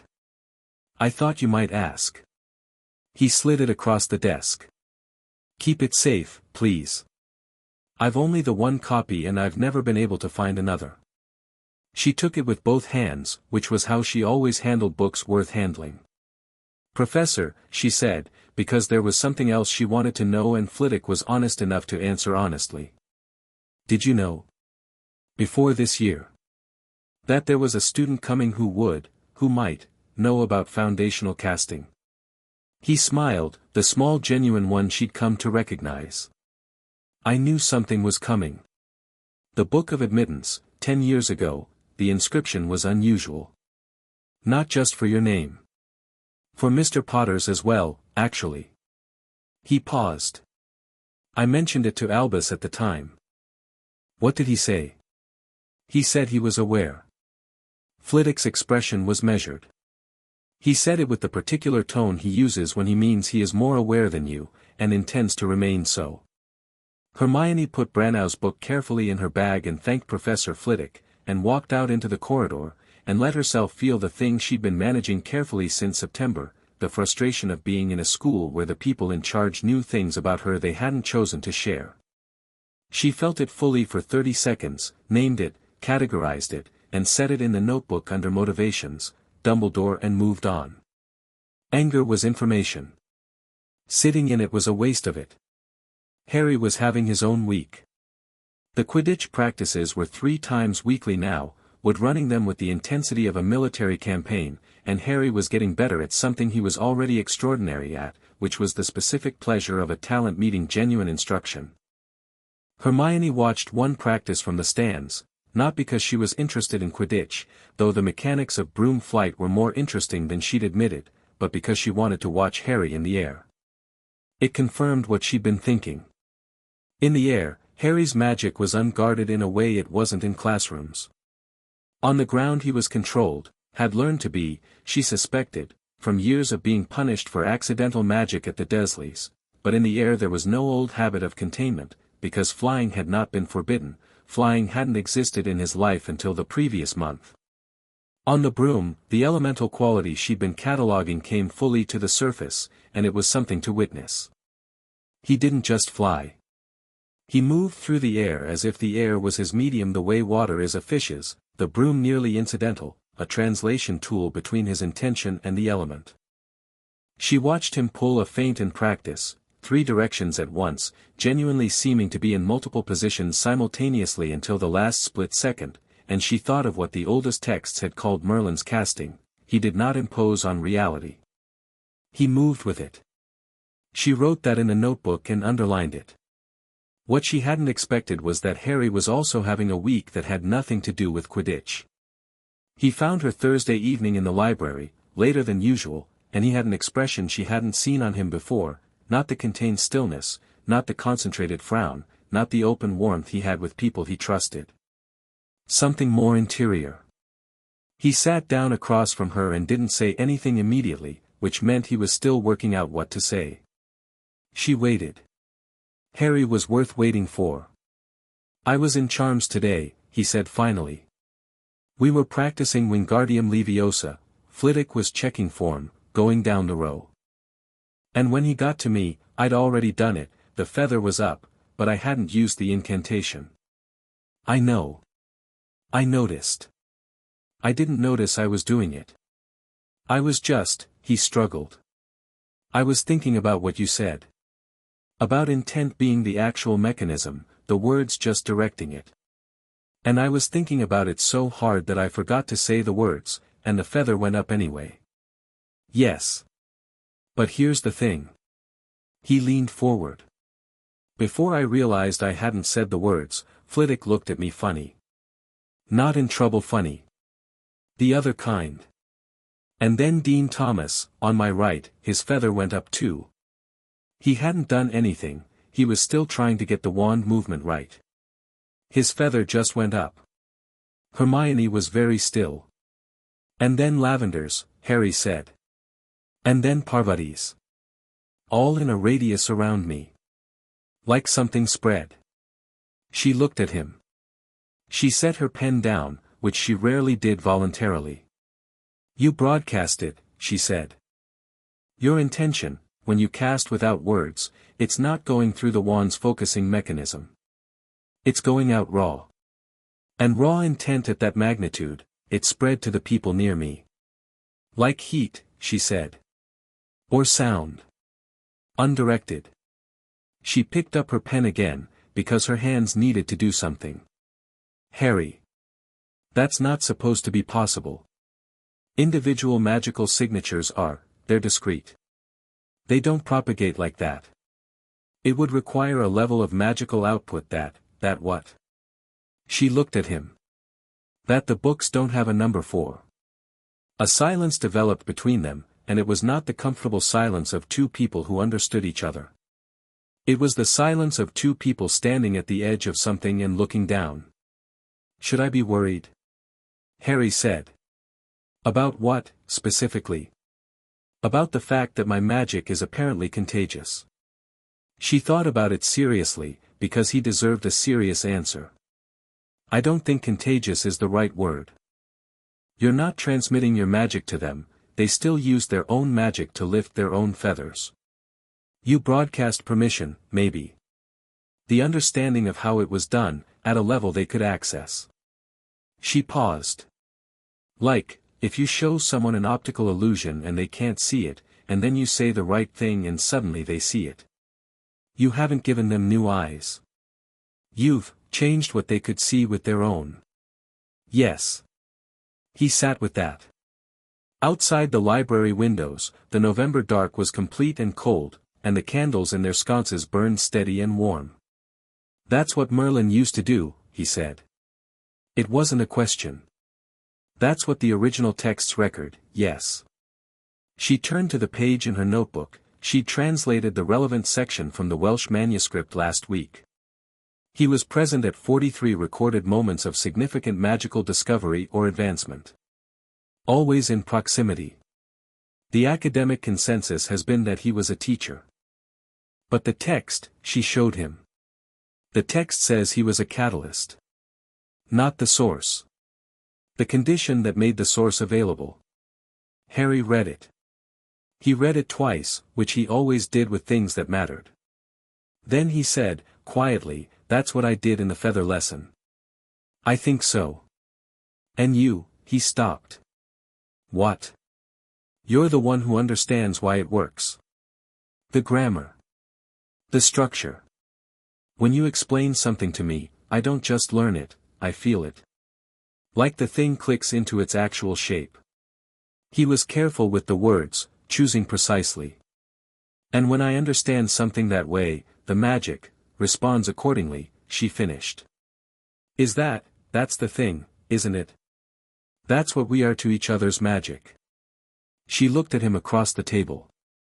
She thought about the candles on the train and the match becoming a needle and the torches in the corridor and the feathers rising in a radius around him, and she said, "Yes. That's exactly what it is." Harry leaned back in his chair. He stared at the ceiling for a moment in the way he had when he was absorbing something large. Then he said, "Right," with the tone of someone who has just looked directly at a very significant thing and decided to walk toward it rather than away. "Then we should probably figure out how it works. Properly." "I've started," she said, and showed him 11 pages of notes. He looked at the pages. He looked at her. "When do you sleep?" "Efficiently." They started meeting in the evenings with specific intention after that, not always in the library, sometimes in an empty classroom Hermione had identified on the 3rd floor that no one seemed to use after 6, sometimes in a corner of the common room when it was quiet enough. They weren't practicing spells in the conventional sense. They were doing something harder and stranger and more interesting. They were having conversations about magic at the level where it actually lived, and watching what happened. The methodology developed organically. Hermione would explain a concept from Morgana's framework, the grammar of intent, the relational quality of elemental casting, the way complex magic was constructed not from stacked incantations but from built meanings, and Harry would listen, and ask questions, and then he would do something with the concept that was not what she'd said and was also exactly what she'd meant. He had a way of getting to the center of things kinesthetically, through doing, that she sometimes envied and mostly just appreciated as the compliment it was. The empty classroom became a space where Hermione's theoretical precision and Harry's elemental instinct met in the middle, and the things they did there were not things covered in the first-year curriculum. She demonstrated foundational casting from Brannau's book one evening, the full explanatory framework, walking through the structure of intent before language, the way the original practitioners had built spells, the way you build a sentence rather than recite a phrase. Harry listened, and then he did lumos without the word, without the wand movement, with nothing but the specific internal quality of knowing exactly what light was and why it should be here. The light that came wasn't from his wand tip. It came from his hands, both palms, warm gold light, steady and even and controllable, and he moved it around the room like he was conducting something, casting shadows and moving them, the light responsive to his attention with the sensitivity of a well-trained animal. "That's not lumos," she said. "No," he agreed. "It's better." A pause. "Is that okay?" She stared at him, and the warm light played across his face, and she said, "Harry." "Yes. Obviously yes." He grinned at that and the light flared briefly brighter, and she laughed and opened her notebook and started writing as fast as she could. December arrived and with it the first significant disruption to the rhythm they'd built. The troll. It was Halloween, technically still November, and the sequence of events that led to Hermione alone in the girls' bathroom, the troll that Quirrell had let into the school as a distraction, she was nearly certain it was Quirrell, had noted the timing against her observations of his movement patterns, and Harry and Ron arriving with the specific harebrained courage of people who had decided before thinking, and Ron getting the levitation right under pressure with the kind of clarity that only arrives when the alternative is watching someone you care about get hit by a club. The troll's club hit the sinks. Hermione, in the aftermath, had stone dust in her hair and was sitting against the wall breathing carefully, and Harry had Ron by the shoulder making sure he was standing, and the troll was unconscious on the floor. McGonagall arrived with Snape and Quirrell, and the scene was assessed with the professional efficiency of people who were used to crisis situations. Snape looked at the troll. Looked at Harry. Looked at Hermione. His expression gave nothing away, but his eyes moved in a systematic way, taking inventory, cross-referencing, reaching conclusions he'd file without sharing. Hermione had catalogued Snape separately from Dumbledore, less concerned with the long game, more concerned with his own intelligence never being underestimated. Different problem, different approach required. McGonagall said, firmly, that 5 points would be removed from Gryffindor for each of them for their recklessness, and then said, less firmly, Miss Granger, are you hurt? No, Hermione said. Thank you for asking. McGonagall looked at her with the expression that was now familiar, the one that acknowledged more than the surface of the conversation. The troll came from the third-floor corridor, she said, which was information, not observation, and delivered with an intentionality that Hermione caught and filed. Thank you, she said again, differently. Walking back to the common room, Ron talking too fast about the levitation, Harry quiet beside her, she thought about the third-floor corridor, which she'd already noted as the location of the locked door, which she'd already noted as the location of something Dumbledore had explicitly warned students about, which she'd already filed as relevant to the pattern she was building around the presence in Quirrell's turban and the thing it might be looking for. She thought about Flammel, whose name she'd seen in passing in one of the library books, connected to a long-life potion and a stone of extraordinary properties. She thought about Quirrell's movements. She thought about the third floor. She thought about it enough that she barely noticed when Harry put his hand briefly on her shoulder as they walked, checking, in the wordless physical language he'd developed for "Are you actually okay?" because Harry trusted actions over statements, especially after adrenaline. She put her own hand on his briefly, which was how she'd learned to say yes, I am, thank you for asking that way. Ron saw this exchange and looked between them with an expression that Hermione filed under "He's catching up." The corridor was easy enough to reach without being seen, if you knew the castle's rhythms, which Hermione did. She went on a Sunday afternoon, when the traffic patterns she'd been mapping for 3 months told her the third floor would be minimally occupied. She didn't tell Harry. Not because she was excluding him, she'd tell him everything she found, but because reconnaissance and cataloging were her work, and bringing Harry into a space she hadn't assessed yet was inefficient and potentially unnecessary. The locked door was locked with a standard colloportus, which was so simple it was almost condescending, and behind it was a room full of a 3-headed dog that was enormous and immediately awake and snarling with all 3 of its faces pointed directly at her. Hermione stood in the doorway and looked at it. 3 heads. The floor under it was a trapdoor, she could see the hinges. This was a guardian. Something was below. She was not afraid of the dog. She noted this without self-congratulation, simply as a data point. The bloodline's magical awareness apparently included a steady quality in the face of threats, not recklessness but an assessment that never quite reached panic.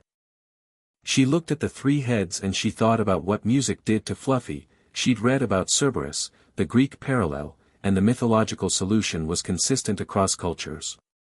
She hummed 4 bars of something her mother had sung when she was small. Nothing specific.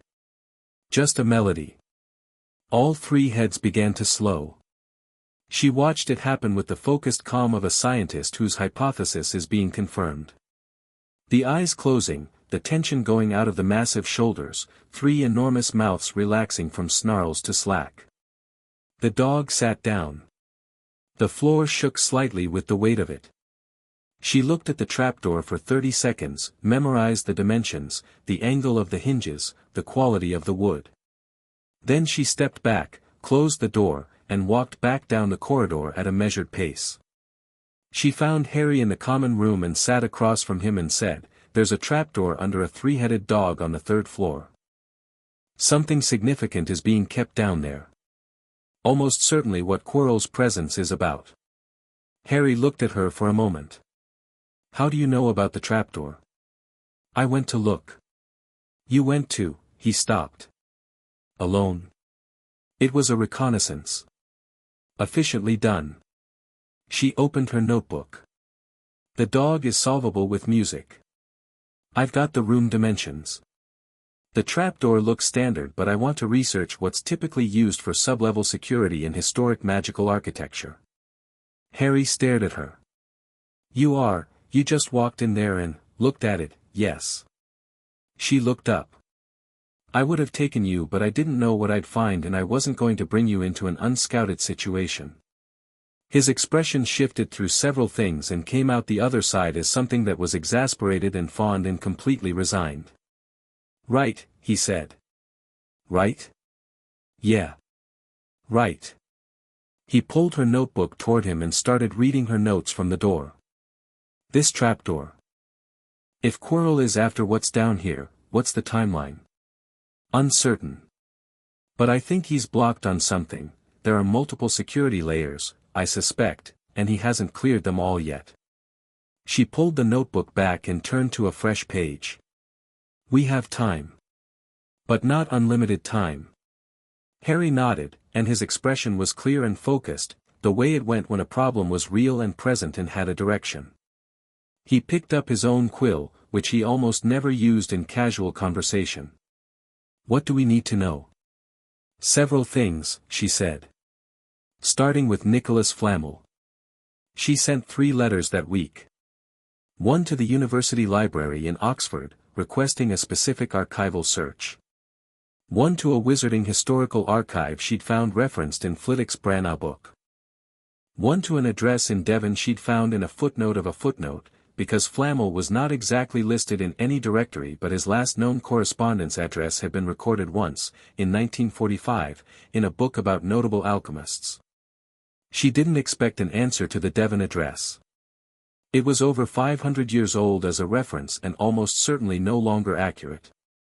She was therefore moderately surprised when, on the last day of November, a letter arrived inside her copy of Advanced Magical Theory, not delivered by Owl, not slipped under the common room portrait, inside the book, as if it had grown there, neat and self-contained between pages 203 and 204.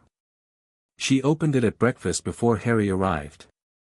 The handwriting was very small and very precise, the handwriting of someone who had had several centuries to practice, and it said, Miss Granger, the bloodline has been dormant for a long time. I hoped I would see it again in my lifetime. I am very old and my definition of lifetime is unusual, but still, it is good news. You asked about the stone. Yes. It is here. It has been moved for safekeeping at the request of Albus Dumbledore, and I agreed because I trust his judgment and because I am, frankly, tired and my wife is more tired and we both need a period of quiet. I am now informed that a piece of what should be a dead man is sheltering in your school. This is not the quiet I was promised. There are things Albus has not told you. Some of them I will tell you, because the bloodline deserves honesty more than it deserves management. But not in a letter. Letters can be intercepted. There is also something about the other one, the boy with the scar, that Albus has been strategically vague about for a decade. I noticed it in the Book of Admittance when his name appeared, and I said something to Albus at the time, and he said what he always says, which is that he has the matter in hand. You should decide for yourself whether you want it in hand or in yours. I will find a way to speak with you in person before the term ends.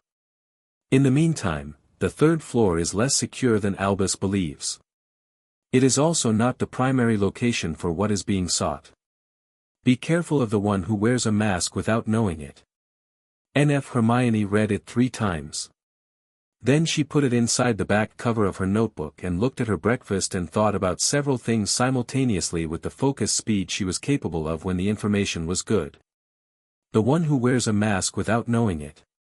Not Quirrell, who knew exactly what he was hosting. Someone who didn't know. Harry appeared at the table with his Quidditch kit bag over one shoulder, helped himself to toast, looked at her expression, and said, "What happened?" She slid the letter across the table. He read it. His face went through the same sequence hers had, and then he stopped at the boy with the scar and the sequence paused. He finished reading, set the letter down, and looked at her. He knows what I am, he said. He knew when your name appeared. Before you were born, essentially. She kept her voice even. And he told Dumbledore, who has been strategically vague about it for a decade. Right. Harry's jaw was set but his eyes were steady. So Dumbledore knows I'm, whatever I am. Has known.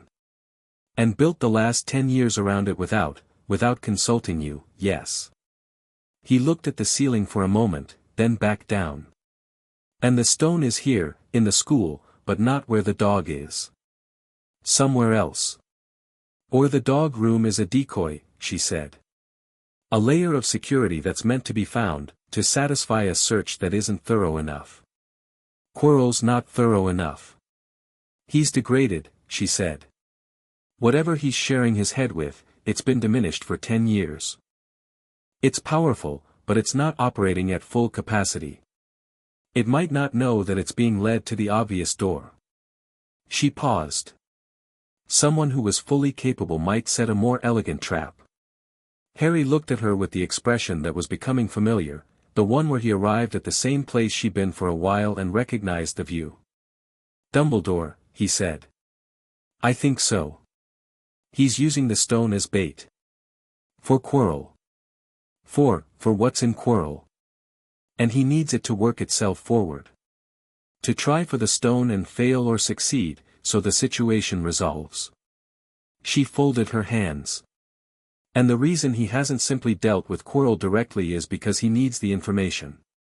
He needs to know how much is still there, how strong it's become, whether it can be contained or must be destroyed. A controlled exposure is more informative than direct confrontation. And we're in the building while he runs this experiment, Harry said flatly. Yes.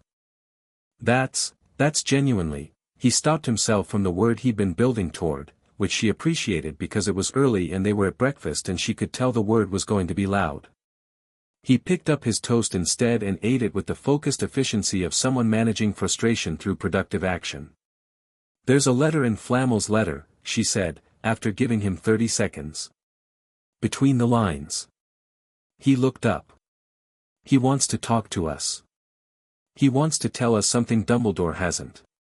Something specific to you, from the look of it. And he'll find a way to get to us before term ends. Harry set down his toast. Which means we've got a few weeks.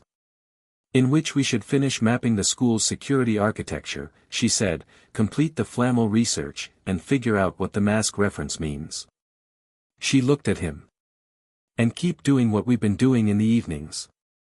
The practice. It's more than practice now. She picked up her own breakfast. We're building something. I want to know how far it goes before someone decides to test it for us. Harry was quiet for a moment. You think someone will?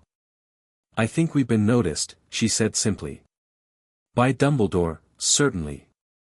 By Snape, he watches us both in a way that's specific and patterned. By Flitwick, who's on our side. By McGonagall, who's on our side. And probably by at least one other person whose side I haven't determined yet. Flamel said the third floor is less secure than Dumbledore thinks, Harry said. Yes. Which means there's a vulnerability Dumbledore has miscalculated. She looked at him steadily. If Quirrell finds it before we do, the stone is taken and Voldemort is back. If we find it first, we can close it. But closing it means acting on information we weren't supposed to have, and Dumbledore will know we were several steps ahead of what first-year students should be. Good, Harry said. She blinked. Good. I don't want him to think we need managing, Harry said. Let him see we don't. She looked at him for a moment, and she thought about Morgana's impression. The way to deal with that kind of management is to simply become more fully yourself, faster than they can build the cage, and she thought, yes. Exactly yes. Right, she said, and opened her notebook to the section on third-floor security architecture. 2 days later, in the empty classroom on the third floor, their classroom, by now, the one they'd colonized so thoroughly it was beginning to feel like theirs, they were working on something that had grown organically out of the previous week's experiments. Harry was casting without incantations consistently now. The light from his hand's thing had developed into something more specific. He could direct magical force without verbal instruction, with a precision that was growing weekly, and the ambient effect she'd noticed in Flitwick's class was still there, still present, but becoming more controlled. When he intended it to stay within himself it mostly did. When he let it range freely the effect was something like standing in a room where the air itself was more alive than usual. Hermione was doing something different. She'd been working on the correction reflex, the automatic response to damaged true states, and she'd been trying to understand its limits. What counted as a damaged true state? She'd tested it on transfigured objects, on poorly cast spells that had left residue, on an old piece of parchment from the restricted section that had been badly damaged by water. Each time the correction happened cleanly, the magic moving like water finding its level. Tonight she was trying something the Branagh book had described theoretically but apparently never confirmed, layered casting, building a spell not from a single incantation but from a constructed sequence of meanings. The magical equivalent of a sentence with subordinate clauses, not just a subject and a verb. She built it carefully, the way you'd build a complex argument, first the foundational meaning, then the qualifying layer, then the specific intent. 3 meanings held simultaneously in the precise arrangement of a piece of formal reasoning, and then released together. The target was a broken chair she'd found in the corner. Not just broke, it had been transfigured at some point and the transfiguration had gone wrong and partially stuck, so it was a chair that was also partly something else, though uncertain about what it was. She looked at it. She built the 3-layer meaning. She released it. The chair became a chair. Not repaired, not manually restored, it remembered being a chair completely, all the way down to what would felt like before it was shaped, and it assembled itself from that deep understanding forward, and what emerged was a chair that was more genuinely a chair than most chairs were, with the quality of something that had fully realized its own nature. Harry, across the room, had gone completely still. She looked at him.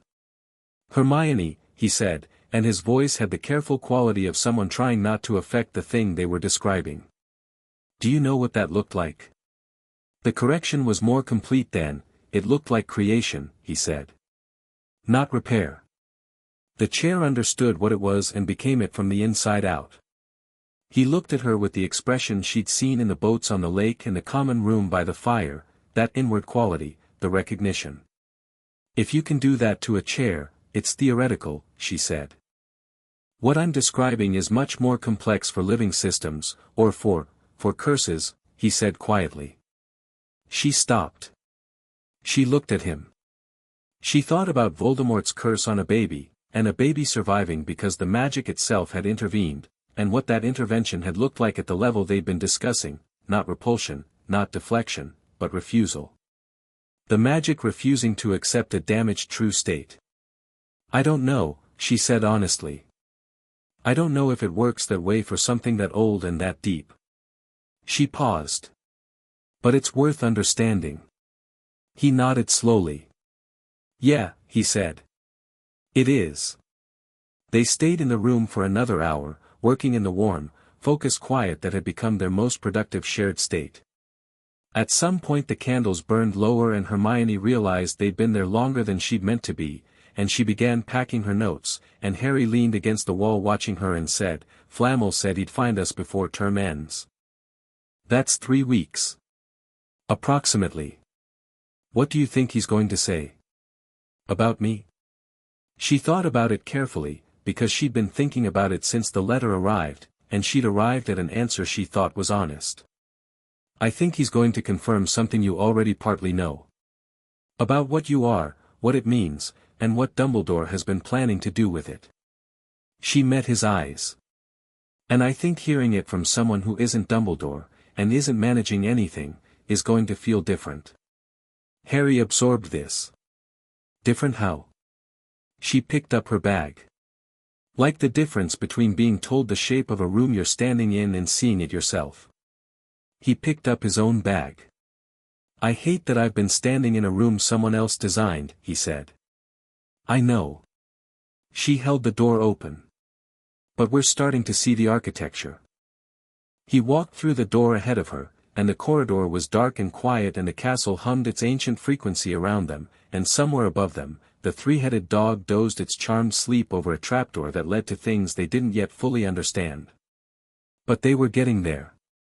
And, more to the point, they were getting there on their own terms. Chapter 4, Flamel's Letter. The letter arrived on a Monday. Flamel arrived on a Thursday.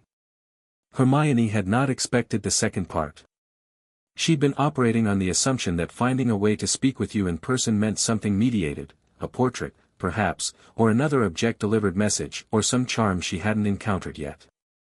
Nicholas Flamel was over 600 years old and had been living quietly in Devon with his wife and presumably didn't make regular trips to Scottish castles in December. She was wrong about that. She found out the way she found out most things she hadn't predicted, by being already in the right place, paying close attention. It was Thursday afternoon, last period, and she was in the library doing what she always did with free periods, which was reading things that weren't assigned.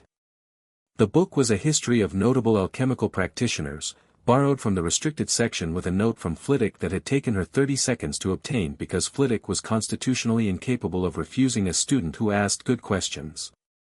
She was 3 chapters deep when she became aware that someone was sitting across from her. She looked up. The man was old. Not in the way that Dumbledore was old. Dumbledore wore his age like a costume, the silver beard and the twinkling eyes a performance of wisdom. This man was old the way stone was old, the way the castle was old, worn into his own shape by the specific passage of a very great deal of time. His face had the quality of something that had been through enough weather to stop caring about weather. His eyes were clear and dark and very, very alert. He was reading her notebook. She reached across the table and closed it. He looked up. "You keep excellent records," he said. His accent was faintly French, more faintly something older. "The notation system is your own invention?" "Yes," she said. "Who let you in?" "Professor Flitwick." He folded his hands on the table. They were the hands of a man who had worked with them for 6 centuries, precise, scarred, permanently stained with something alchemical at the base of the right thumb. "He's known me for 40 years. He was good enough not to ask questions." "He's good at that," Hermione said. She studied the man across from her. He studied her back with the equanimity of someone who had been studied before and found it comfortable. "Nicholas Flamel." "Yes." A pause. "You're younger than I expected." "Though Morgan always was." Hermione set her pen down. "You knew her." Something moved across his face, not the amusement she'd expected, something more complicated. "I knew of her. I was born 3 centuries after her death. But her work," he touched the spine of her notebook briefly, a gesture of acknowledgement. "Her foundational texts are the reason I found alchemy at all. Her framework for understanding magic as a living system is the basis of every significant transmutation theory since the 13th century. She is, to those of us who study deeply, what Euclid is to mathematics." He looked at Hermione steadily. "And you are carrying her bloodline active, at age 11, which has not happened in recorded history." "I'm 10, she said, because precision mattered." "You will be 11 in September." "Yes. But currently 10. He almost smiled. "I see the resemblance." She opened her notebook to the back cover and removed his letter, setting it between them on the table. "You said there were things Dumbledore hasn't told me. And something specific about Harry." "Yes." "Tell me the Harry thing first." He looked at her for a moment, reading her, she recognized, the way she read rooms and people, doing an assessment. Whatever he found seemed to satisfy him because he nodded once, a small decisive movement, and said, "You know what the bloodline means. What it makes you. Do you know the counterpart theory? Merlin and Morgana as complements rather than adversaries," she said. "Yes. Different magic, hers foundational, his elemental. Together more significant than separately. That's the simplified version." He leaned forward slightly. "The complete version is that in every generation where the bloodline has been active, and there have been 3 before you, all of them brief and incomplete, the bloodline waking and then going quiet again, there has also been a corresponding elemental practitioner. Not always recognizable. Not always connected to the original story. But always present, always in proximity, always with the specific signature. He paused. What happened to the killing curse on the night of October 31st, 1981, is consistent with what happens when an elemental practitioner of sufficient magnitude encounters a working that violates fundamental magical law. Hermione went still. The curse should have killed him, Flamel said. By every principle of dark magic, it should have killed him. The protection his mother's sacrifice provided was real, I don't dismiss it, but the mechanism of reflection, of the curse returning with enough force to destroy the caster, that's not what sacrificial protection does. Sacrificial protection creates a shield. It doesn't rebound the curse. Something else rebounded it. He held her gaze. His own magic. Infant, unformed, instinctive, but real. And of sufficient magnitude that even at 13 months old it was capable of doing something no other magic in recorded history has managed. The library was very quiet. Somewhere in the stacks, pages turned in an otherwise unoccupied section, which was just the library being what it was. He survived because his own power protected him, Hermione said. Not just because his mother loved him. His mother's love is what gave his power the opening. The love created a condition, a true state, you might say, in your framework, of absolute protection. His power recognized the violation of that true state and refused it. Flamel opened his hands on the table. Lily Potter's sacrifice was the grammar. Harry's power was the force. Hermione sat with this, turning it over, fitting it against everything she'd observed, everything she'd built in the notebook. The elemental quality she'd noticed from the first moment on the train. The way his magic broadcast rather than contained. The torches. The feathers in Flitwick's class. Dumbledore knows, she said. Dumbledore has known since 1981. He was one of 3 people who examined the scene at Godric's Hollow that night. Flamel's voice was neutral in the way that neutral voices are when the speaker is controlling something. He identified the elemental signature in the residue. He understood what it meant. And he built the last decade around it. She looked at him. The plan with Voldemort. The stone. The controlled exposure this year. He needs Harry to believe the protection is his mother's love, because if Harry understands his own power fully, he becomes considerably harder to position, Flamel said. Yes. He needs Harry to feel like the power is contingent. Dependent on sacrifice, on love, on something external. Not innate. Her voice was very even. Because innate power with full self-understanding doesn't need guidance. Doesn't need managing. Doesn't need a headmaster to tell it when and how to act. You understand quickly, Flamel said. I'm 10, she said. I've had to. He looked at her, and the complicated thing moved across his face again, the thing that was not quite regret and not quite admiration and was probably both from 600 years of watching things unfold in ways that could have gone differently. There is one more thing, he said. About the stone specifically. The vulnerability you mentioned. The 3rd floor being less secure than Dumbledore believes. I told him when he proposed the arrangement that the protections he was planning were insufficient. Not for a determined adult practitioner with full magical capacity, they'd be fine, mostly. But he failed to account for the possibility that someone with partial knowledge and degraded ability might stumble through rather than solve through. He paused. A broken key in a lock doesn't turn the mechanism. But it can jam it in a way that leaves the door open. Quirrell is the broken key, she said. He's working his way through the layers in the wrong order, which shouldn't work, and sometimes does anyway. The 3rd layer in particular, the logic puzzle, was designed by Professor Snape and requires complete magical focus to assess. Something that shares a body with another consciousness doesn't have complete magical focus. His hands came back together on the table. I am telling you this because if Quirrell reaches the stone, the consequences are not limited to the return of Voldemort. The stone in Voldemort's possession would be a permanent restoration.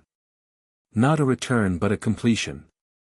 He would be more powerful than he was in 1981, not less. The library was very, very quiet. We need to get there first, she said. I think you do, yes. And then what? We can't destroy it. No. But you can move it. He met her eyes. You have a skill your notebook has been documenting for 3 months without naming fully. You call it correction. The restoration of true states. A stone that grants immortality is, at its core, a stone that refuses the natural state of living things. He paused, very carefully. I wonder what would happen if someone with your specific magic and your specific understanding asked it to remember what it was before it was what it is. Hermione's breath came out slowly. She stopped. That would unmake it. It would return it to its component state. Yes. Essentially. You're asking me to destroy your philosopher's stone. He was quiet for a moment. I am suggesting, he said, that there is a version of this story where the stone no longer exists to be stolen, and Perenelle and I accept the consequences of that, because we are very old and very tired and we have had enough time. And I am noting that this suggestion is entirely hypothetical and any decision made would be yours and Mr. Potter's, not mine. He stood up from the table. I will not tell you what to do with your magic. I am not Albus. No, she said. You're not. He pushed back his chair. He was old and careful and exact in his movements and she found herself thinking that he was the version of what power looked like when it had made its peace with its own limits, not diminished, just settled. One more thing, he said. You asked about the mask. She had. In her first letter. A line she'd added almost as an afterthought, referencing the letter's warning about someone who wore a mask without knowing it. I meant Quirrell's host, Flamel said. But not in the way you may have interpreted it. Quirrell knows he is hosting Voldemort. He made that choice. But there is someone else in your school who has been wearing a version of themselves that isn't accurate, not because they are deceiving others but because they have been shaped into a shape that serves someone else's purpose, and they don't know it. Harry, she said flatly. Possibly in part, Flamel said.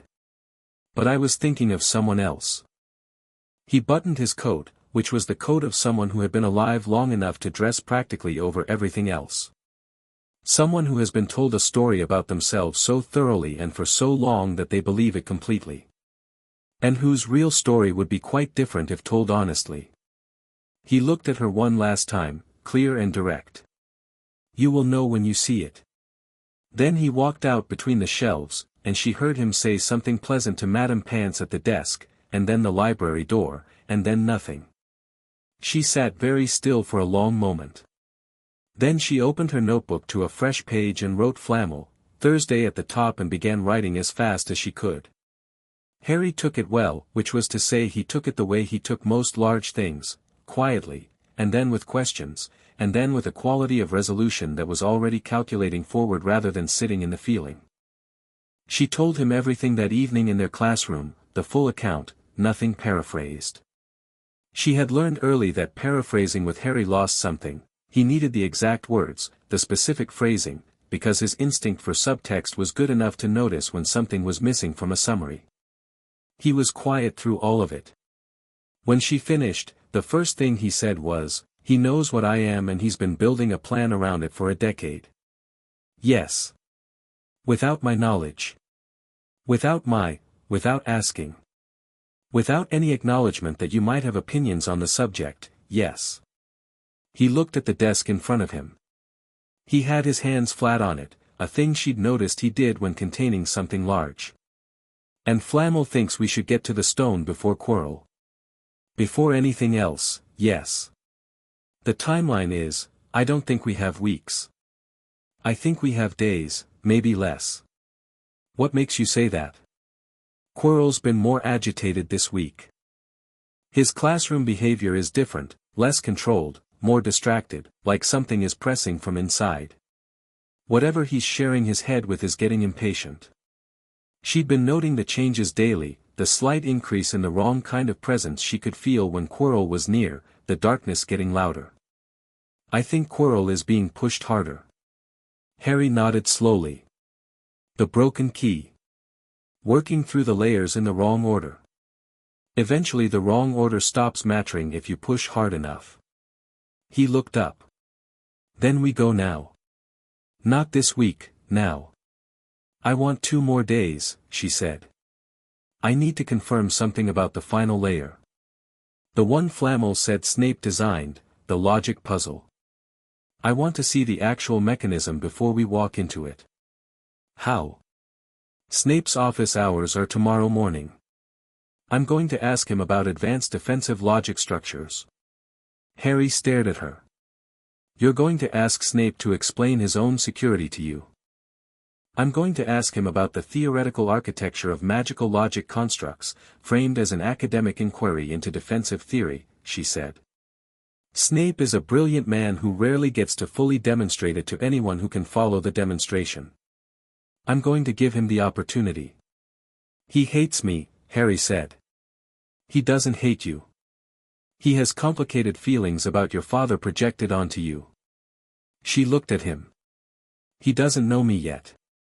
Yet, Harry repeated. I find that with the right framing, most people want to show you what they know. She paused. Even Snape. Harry was quiet for a moment, and she could see him deciding whether to argue this and deciding not to. Fine. 2 days. He looked at her directly. And then we go.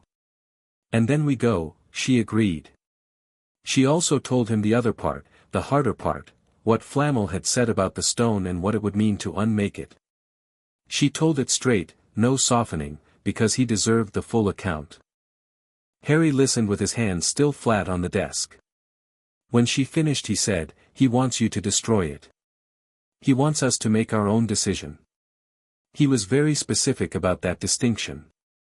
But his preference is, he and his wife are 660 years old, she said. He was sitting in a library in a school at midnight to make sure 2 children had enough information to make an informed choice. That's not the behavior of a man who wants to live forever. She paused. It's the behavior of a man who has made peace with things he knows we haven't yet. Harry looked at the table for a long moment. If you unmake it, he said carefully, is the magic reliable enough? Is there a risk to you? She looked at him. He was asking about her first, the stone second, which was very hairy. I don't know, she said honestly. The correction reflex is the most natural thing my magic does. I've been doing it since before I knew what it was. But something at that level, she paused. I'd need you there. Obviously, he said, as if this were not worth discussing. I mean specifically, I'd need the elemental quality. If I'm doing something that deep, at the level of the stone's fundamental nature, I'm going to need something to anchor to. My magic needs direction and structure, but it also needs force. Raw output. Not the grammar alone. She met his eyes. It needs the voice. He held her gaze for a moment. You've thought about this for a while. Since the classroom. The broken chair. She looked down at her notebook. The chair understood what it was and became it from the inside out. I've been thinking about what it would mean to apply that to something much older and much more complex. And you think you can do it? I think we can do it, she said. I wouldn't do it without you. The magic wouldn't let me, I think, it knows its own shape well enough to know what's missing. Harry was quiet for a long time. Outside their window the December dark was absolute and cold, frost on the glass, the grounds invisible below. Then he said, Flamel and his wife will die. Eventually. Faster than they would have. Yes. Do you feel, he stopped. Are we allowed to make that choice? He came here to give us the choice, she said. That's what allowing it looks like. He thought about this the way he thought about things that sat in moral territory, which was thoroughly and without shortcuts. She waited. Harry was worth waiting for. All right, he said finally. Let's figure out the path in. And then we go. Snape's office was in the dungeons, which was appropriate in a way that was either deliberate or had become self-fulfilling, and Hermione arrived at 9 on Friday morning with a specific question and a general strategy. She knocked, was told to enter, and went in. The room was exactly what she'd expected: shelves of preserved specimens, a desk buried in unmarked papers, the smell of something acidic and something herbal, and the indefinable cold clean scent of a space that had been maintained by a precise person for a long time. Snape was at the desk and looked up when she entered, and his expression was neutral in the specific way that neutral expressions are when they're being decided rather than natural. "Miss Granger," he said. "Office hours are generally for students with academic difficulties." "I don't have academic difficulties," she said. "I have an academic interest. I thought that was more worthwhile, but I can go." She said it without particular inflection, not challenging, not deferential. Just stating an accurate thing and offering the exit with the full intention of taking it if he said yes, because calling the bluff on someone who set traps with their tone was always better done by not flinching. He looked at her for a moment. "Sit down," he said. She sat. "Your academic interest," he said. "Defensive logic structures. Specifically the architecture of enchantment sequences that require not magical ability to clear but cognitive process. Logic problems embedded in magical frameworks." She looked at him directly. "I've been reading about the theory. I understand the basic principle: you embed a problem that requires reasoning rather than casting, which means the enchantment can't be broken by brute force, because brute force is the wrong kind of input. But I don't understand how you ensure the reasoning is specific rather than general. How you make it so that only the exact right answer opens the lock, rather than anything approximately correct." Snape's expression had moved, during this speech, from neutral to something more interested, though he was working to keep it neutral. She recognized the shift because she'd been watching him in class for 3 months. "Where are you reading about this?" he said. "Professor Flitwick's personal library. A book by Elspeth Branagh." She paused. "The chapter on embedded logic constructs references the work done at the school in the 18th century, but the text she's citing doesn't seem to exist in the main library." "It wouldn't," Snape said. "The original texts on embedded logic were reassigned to the restricted section in 1923. The relevant volume is also partially in Latin, which most students below 7th year find prohibitive." "I'm all right with Latin," she said. He looked at her for a long moment. She let him look. Snape was, she had concluded, a man who had spent his career managing the gap between what he was capable of and what he was allowed to demonstrate, and he had developed a comprehensive armor of contempt and severity to protect this gap from casual intrusion. The right approach was not to assault the armor. It was to demonstrate, plainly and without fanfare, that she was standing in the gap with him and the armor wasn't necessary. "The principle you're asking about," he said, and his voice shifted slightly, still precise, still cold, but with a different quality underneath, the quality of someone who has found a question worth answering. "The specificity of a logic lock comes not from the complexity of the problem but from the binding. The answer must be given in the same mode of understanding in which the problem was constructed. If I build a logic sequence in the framework of, say, classical deductive reasoning, a lateral or intuitive answer won't open it. The magic recognizes the mode, not just the conclusion." Hermione opened her notebook. "So it's not about knowing the right answer, it's about knowing it the right way." "Exactly so." Something close to satisfaction moved across his face. "Most students who encounter a logic lock try to guess the answer. They're treating it as a riddle. But it's not a riddle, it's a mirror.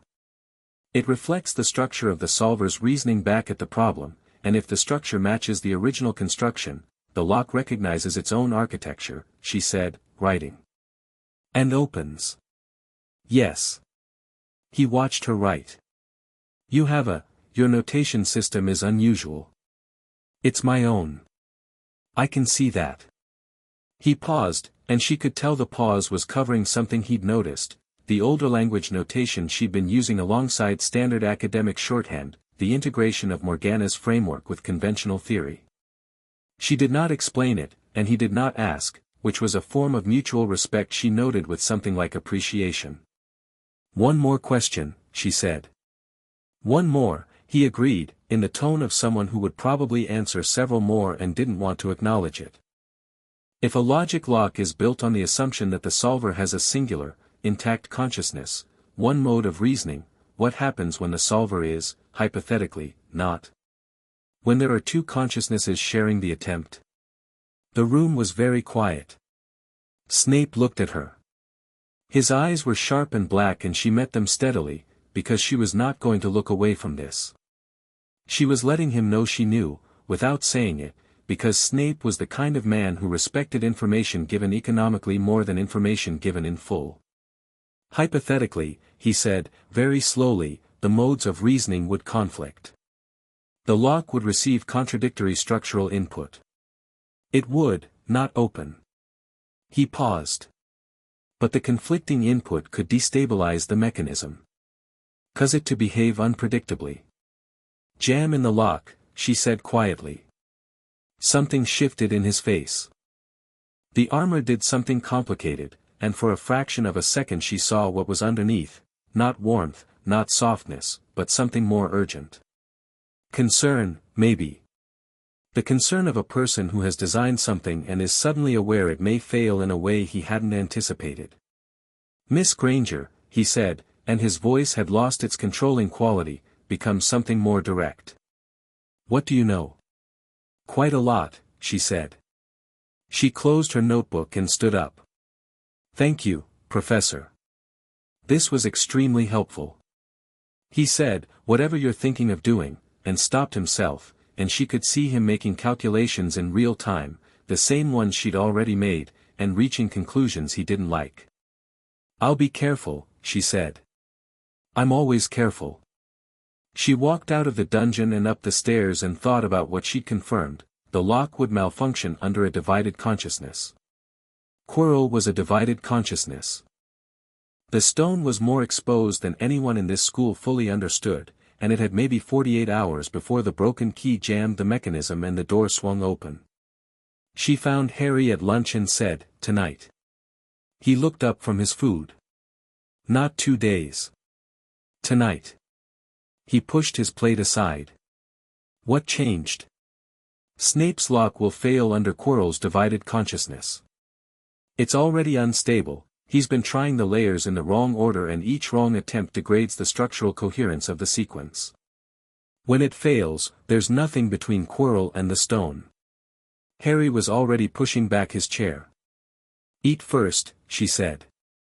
"We're going to need it." He pulled his plate back. They ate quickly and in focused silence, and Neville, across the table, looked between them with the expression he'd been refining all term, the one that said he had learned not to ask and had decided this was probably fine. "Are you two doing something dangerous tonight?" he said. "Probably," Harry said. "Can I help with anything from out here?" Hermione looked at him, and felt a genuine wave of something warm toward Neville Longbottom, who asked exactly the right question in exactly the right way. "If we're not back by breakfast," she said, "go straight to McGonagall. Don't stop for anyone else. Just her." "Right," Neville said, with the seriousness of someone being given a real task. "Okay." They went at midnight, which was not when Hermione would have chosen but was when the castle's movement patterns reached their minimum, the corridors empty enough that their footsteps were the only ones. Harry had his invisibility cloak, which he'd received anonymously at Christmas. She had her thoughts about who had sent it and was keeping them for later, and they went under it together, which was practical and also reminded her of the boat crossing, two people in the same small space with the same destination. The third-floor corridor was cold and silent. Hermione hummed the melody before they reached the door and the dog was already half asleep when they pushed it open, all three heads nodding in the warm-smelling darkness. The trapdoor was unlatched. Harry looked at it. "Someone's been here." "Recently," she said. "The latch is warm." She crouched to examine it, feeling the residue of magic on the wood, not Quirrell's signature, something older. Dumbledore, she thought, checking the layers. Doing his inventory. He knows Quirrell is getting close, Harry said, reading her expression.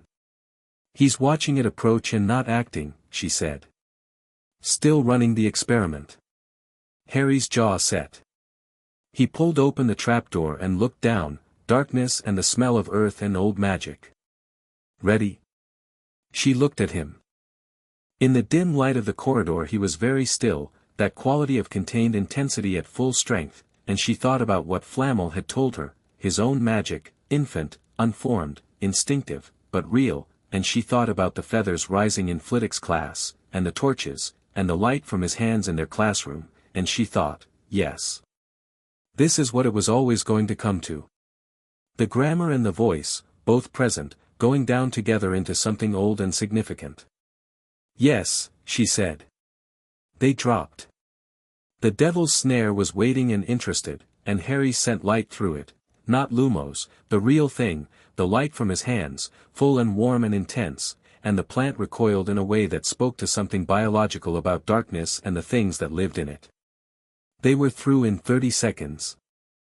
The flying keys were more difficult, because there were hundreds of them and the right one was wounded and therefore erratic, and this was Harry's challenge to solve, which he recognized without being told.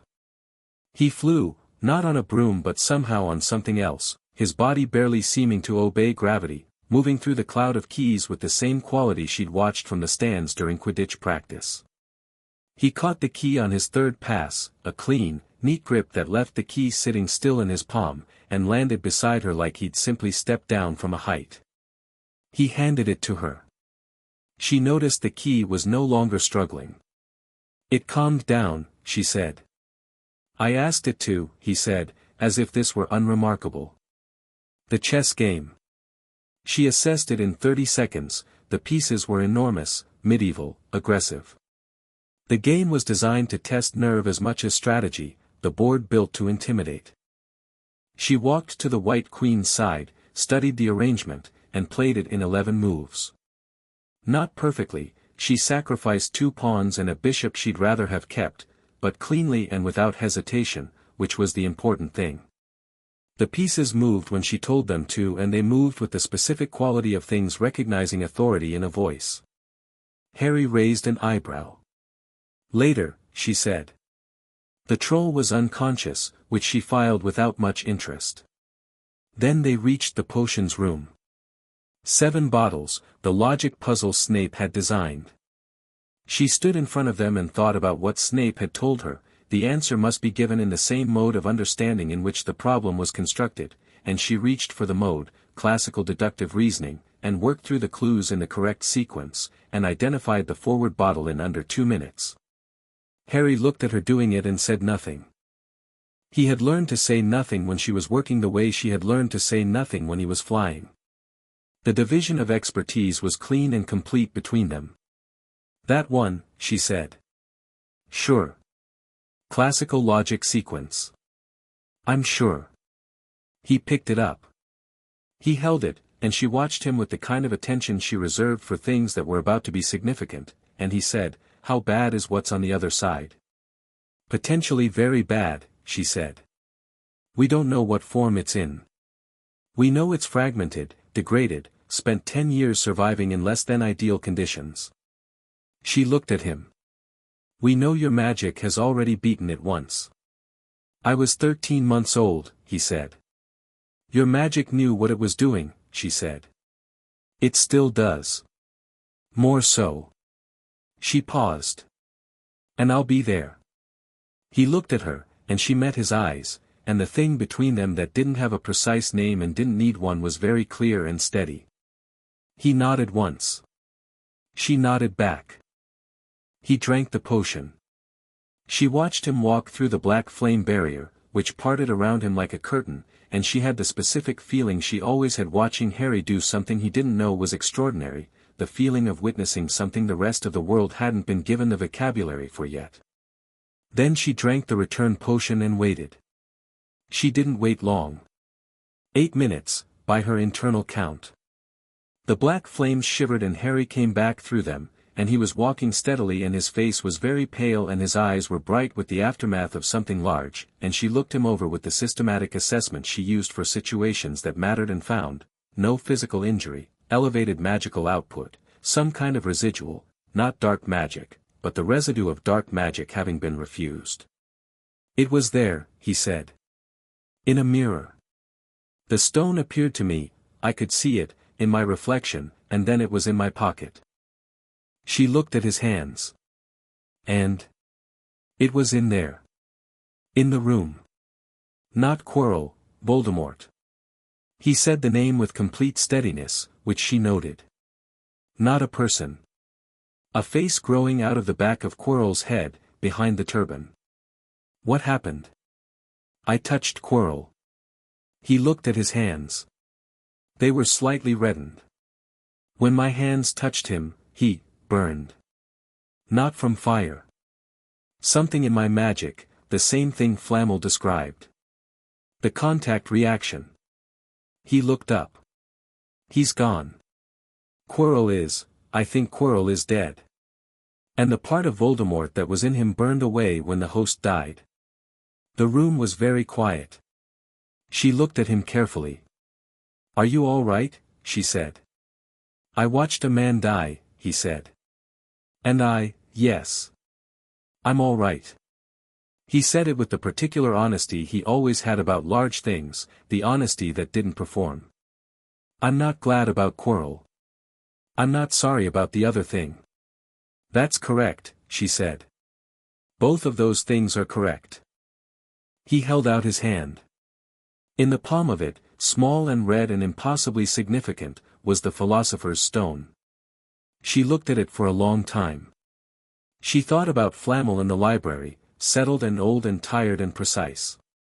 She thought about I wonder what would happen if someone with your specific magic asked it to remember what it was before it was what it is.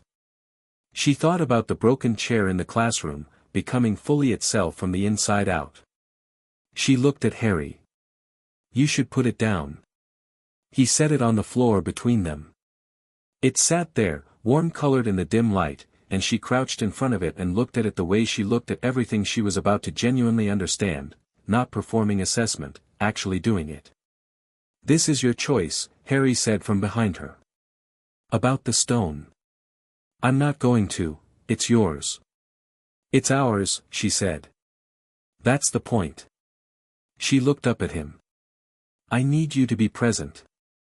Just, present. Not doing anything. Just being what you are in proximity to what I'm doing. He crouched beside her. I can do that. She looked at the stone.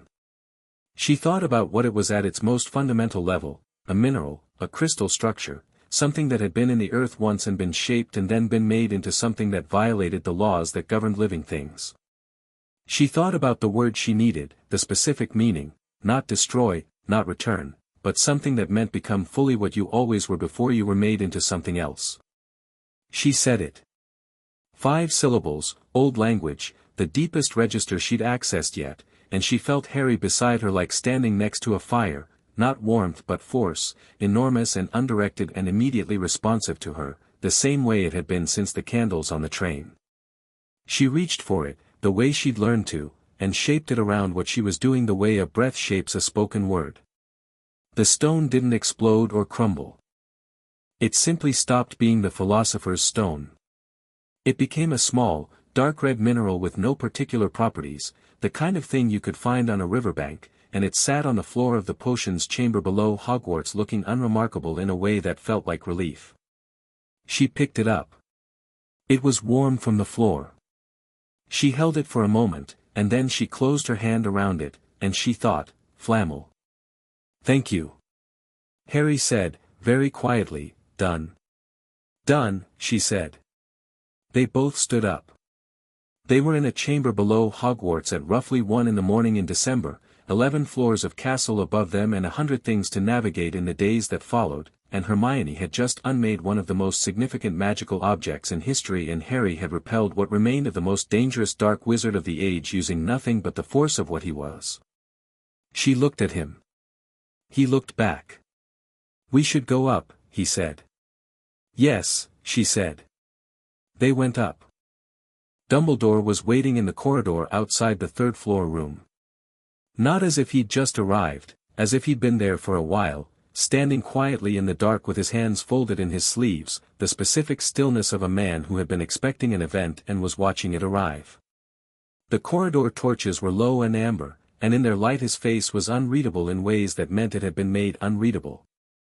He looked at them both, a long, thorough look, the inventory quality she'd noticed at the feast in September.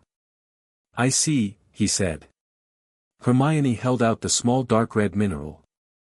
"I've returned this to its base state. It can't be used for anything now."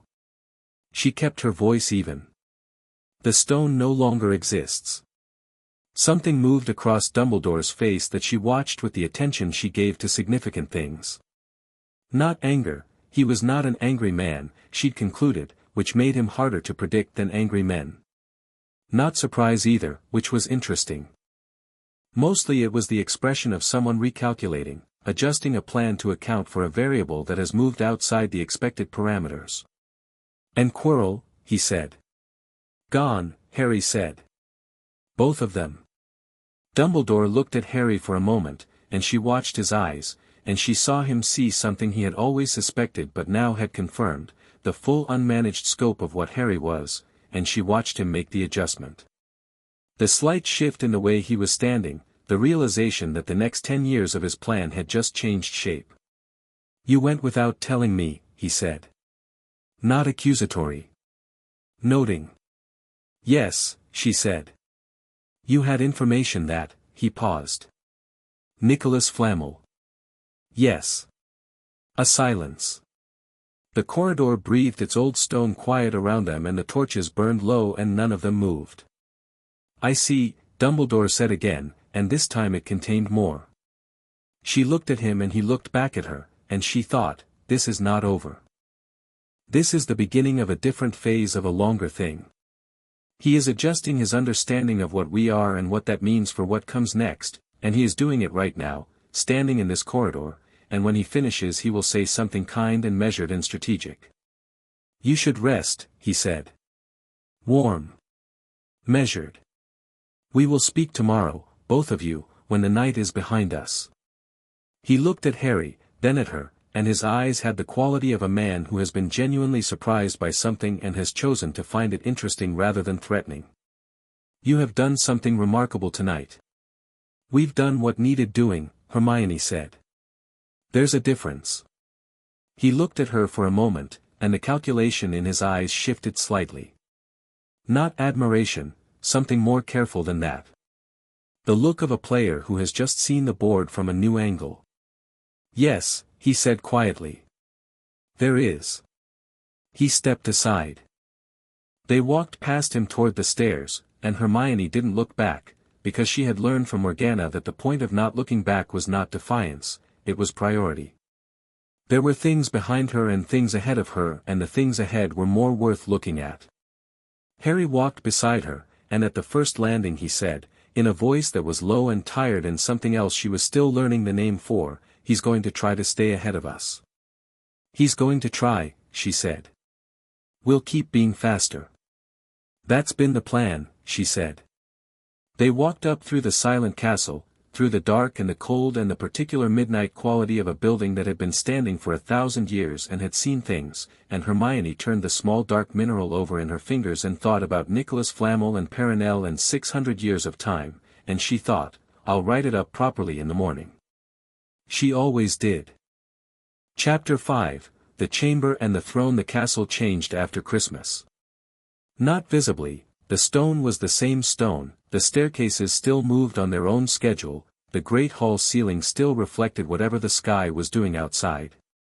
But something in the quality of the air was different, and Hermione noticed it the way she noticed most things, which was immediately and without being able to stop. It started the first morning back from the holidays, January cold pressing against the windows, the common room fire burning high and the returning students trailing in with trunks and owl cages and the specific noise of people who have been with their families and are readjusting to institutional life. She was already at the table by the window, notebook open, when Harry dropped into the chair across from her with a mug of tea and the look of someone who had also noticed. "It's different," he said. "Yes. Dumbledore?" "Partly." She turned her page. "He's adjusted his approach. The conversations we had in January, the three of them, they were different from September. More direct. Less managing." She paused. "Which is either genuine recalibration or a better quality of management. Which do you think?" "Both," she said. "They're not mutually exclusive." The 3 conversations with Dumbledore in January had been, technically, welfare checks. The first had been the morning after the stone, which Hermione had attended having slept 4 hours and written 12 pages of notes, and which Harry had attended having slept 8 hours because Harry slept with the thoroughness of someone whose body understood its own requirements. Dumbledore had asked about the stone, about Quirrell, about what they'd encountered in each chamber. He'd asked with genuine attention and without performing the grandmotherly warmth she'd come to recognize as his public register. This was a different register, precise, professional, slightly tired. She'd appreciated the honesty of it. He hadn't asked how they'd known. He hadn't asked about Flammel. She'd noticed both omissions and filed them under "He's decided not to fight the information advantage we have, at least for now." What he had said, at the end of the 3rd conversation, with the specific careful quality of a man choosing words he would have to live with, "You are not what I planned for. Either of you." A pause. "I find that I'm not certain whether that is a problem." Hermione had said, "It isn't," with more gentleness than she'd expected from herself. He'd looked at her then, not the calculating look, not the management look. Something more honest and less comfortable. "No," he'd said. "I'm coming to suspect not." That was January. February brought the castle's change, and Hermione was still deciding what to make of it. Harry noticed it differently. He told her about it one morning in February while they were walking down to breakfast, the corridors cold and blue-lit from the frosted windows, their footsteps the only ones on the stairs. "The castle responds to you," he said. "More than it did in the autumn. I keep noticing it." "Responds how?" "Doors. Passageways. The moving staircases." He glanced at her. "Yesterday on my way back from Quidditch, the east staircase moved 3 times. Specifically to shorten my route. And when I got to the portrait hole it was already open." She had noticed something similar, from a different direction. Doors she hadn't yet found would occasionally stand open when she was looking for something relevant behind them. The library's restricted section had, twice in January, developed a gap in the barrier that corresponded exactly to books she'd been thinking about accessing. She'd attributed it to coincidence the first time and stopped attributing things to coincidence by the second. "The castle has a magical consciousness of its own," she said.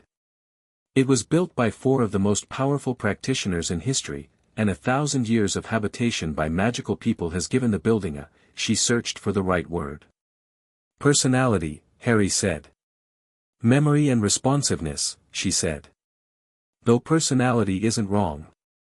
She looked at the wall they were walking past. Stone, old, the mortar between each block worn smooth by centuries of magical proximity. "I think the bloodline is recognizable to it. Something in the resonance of the original builders. Because Morgana was here. Because Morgana was here and she built things here. Not the physical structure, the magical architecture. The enchantments in the walls.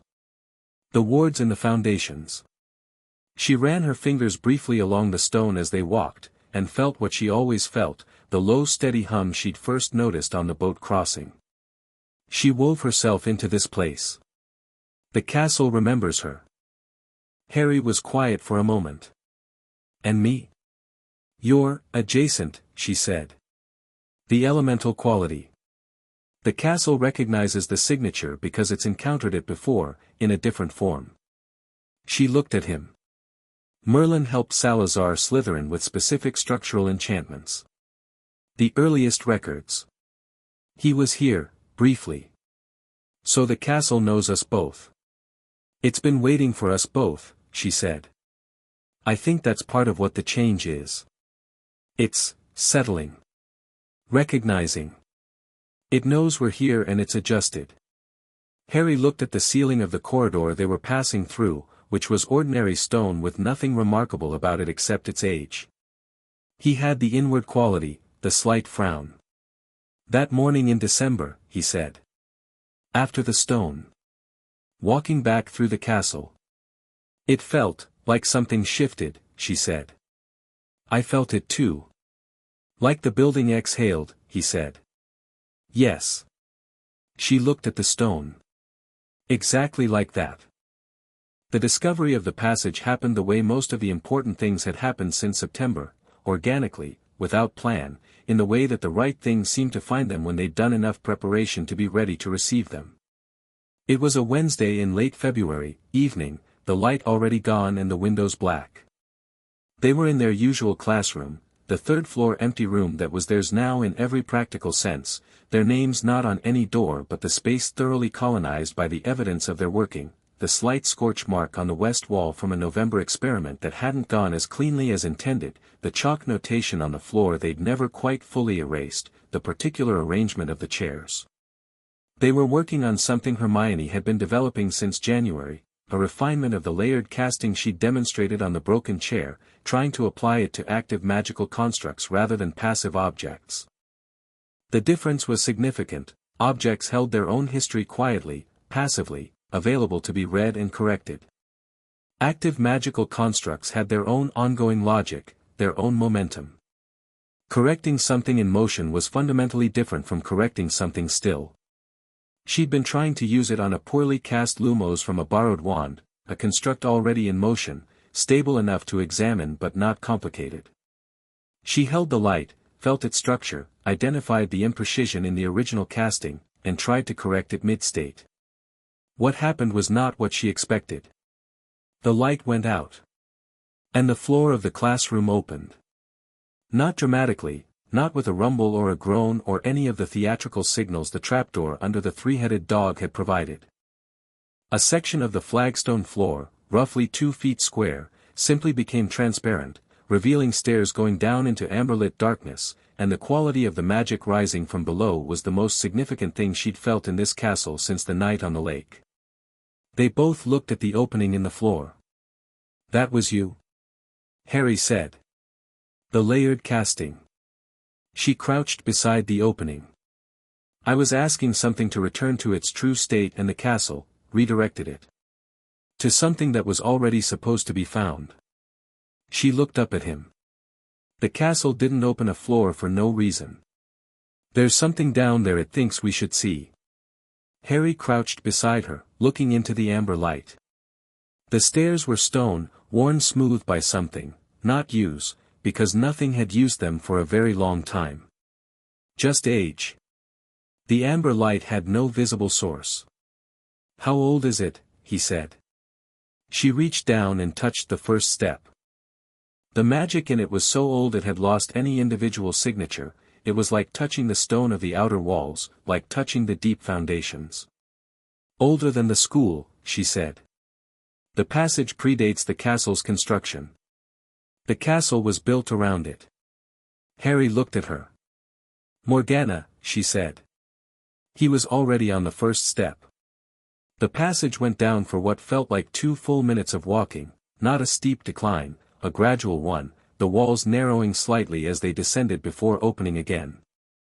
The light came from the stone itself, she realized, a phosphorescent quality in the rock that was either a natural property of this specific stone or the lingering trace of a charm laid so long ago it had become indistinguishable from nature.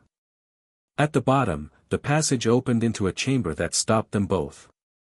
It was large, not cathedral large, but large enough that the far wall was in partial shadow, the amber light not reaching it fully.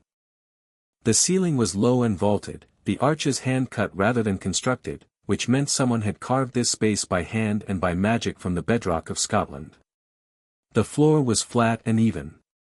On the walls were markings, not decorative, not pictorial, carved at the level of intent rather than artistry. Hermione recognized some of the notation. The same system, older and more complete, that she'd been building toward in her own practice. And in the center of the chamber was a seat. Not a throne in the grand sense, no high back, no gilded arms, no ornamentation. Just a chair cut from the same dark stone as the walls, worn to the specific smoothness of something used and valued and lived in. Simple in the way that things that are used by one person for a specific purpose are simple, perfectly designed for exactly what it was. Beside it, not facing it but angled, was another seat. Different stone, lighter, with a different quality of smoothness. Not opposite. Not subordinate. Beside. Hermione walked to the center of the room slowly and stood between the two seats and looked at the markings on the walls. "This is hers," she said. "The notation?" Harry said, behind her. "All of it. The room. The chairs." She turned slowly, reading the walls. "This is where she worked. This is this is the real space. Not Hogwarts. Not the classrooms. This is where she actually did the things the history books don't record." She stopped turning. And she left it intact. She intended someone to find it. "Intended you," Harry said. She looked at the second seat. "Intended both of us." She walked to the smaller chair, Morgana's, she was certain of it, the stone worn into a shape that spoke of long use and deliberate work, and stood beside it. The markings on the wall nearest it were densest here, layer on layer of notation, and she reached out and touched them. The room shifted. Not physically. The quality of the air changed, the amber light brightened, the walls came forward slightly in focus, and the presence she'd been carrying since August, the impression of Morgana that lived in the bloodline like an echo in a room, became suddenly acute. Not external, not apparitional. Internal. Like a voice inside her own thinking that was and wasn't her own. She didn't speak. She listened. It came not as words but as something more complete than words, a compressed understanding, the way a dream delivers its entire emotional content in a single image.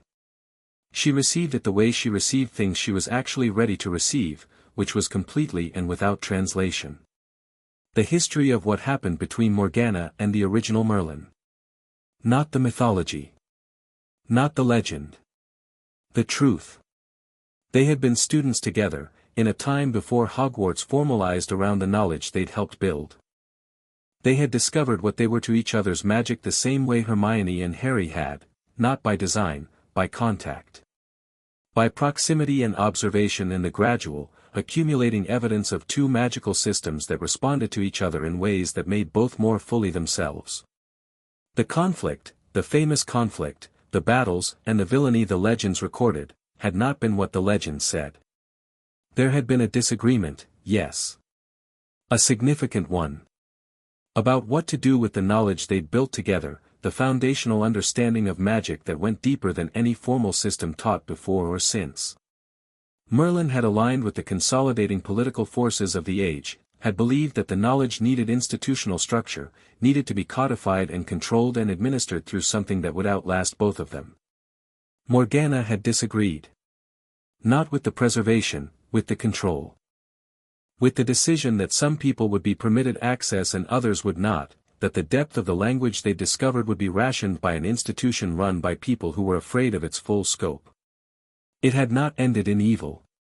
It had ended in departure. Morgana had left. She had taken what she knew and built it elsewhere, in smaller ways, in passed-down bloodlines and hidden manuscripts and correction inscriptions in library books. She had continued her work without the institutional backing and without Merlin's elemental force beside her, and she had accomplished significant things, and the people who wrote the history had not forgiven her for leaving.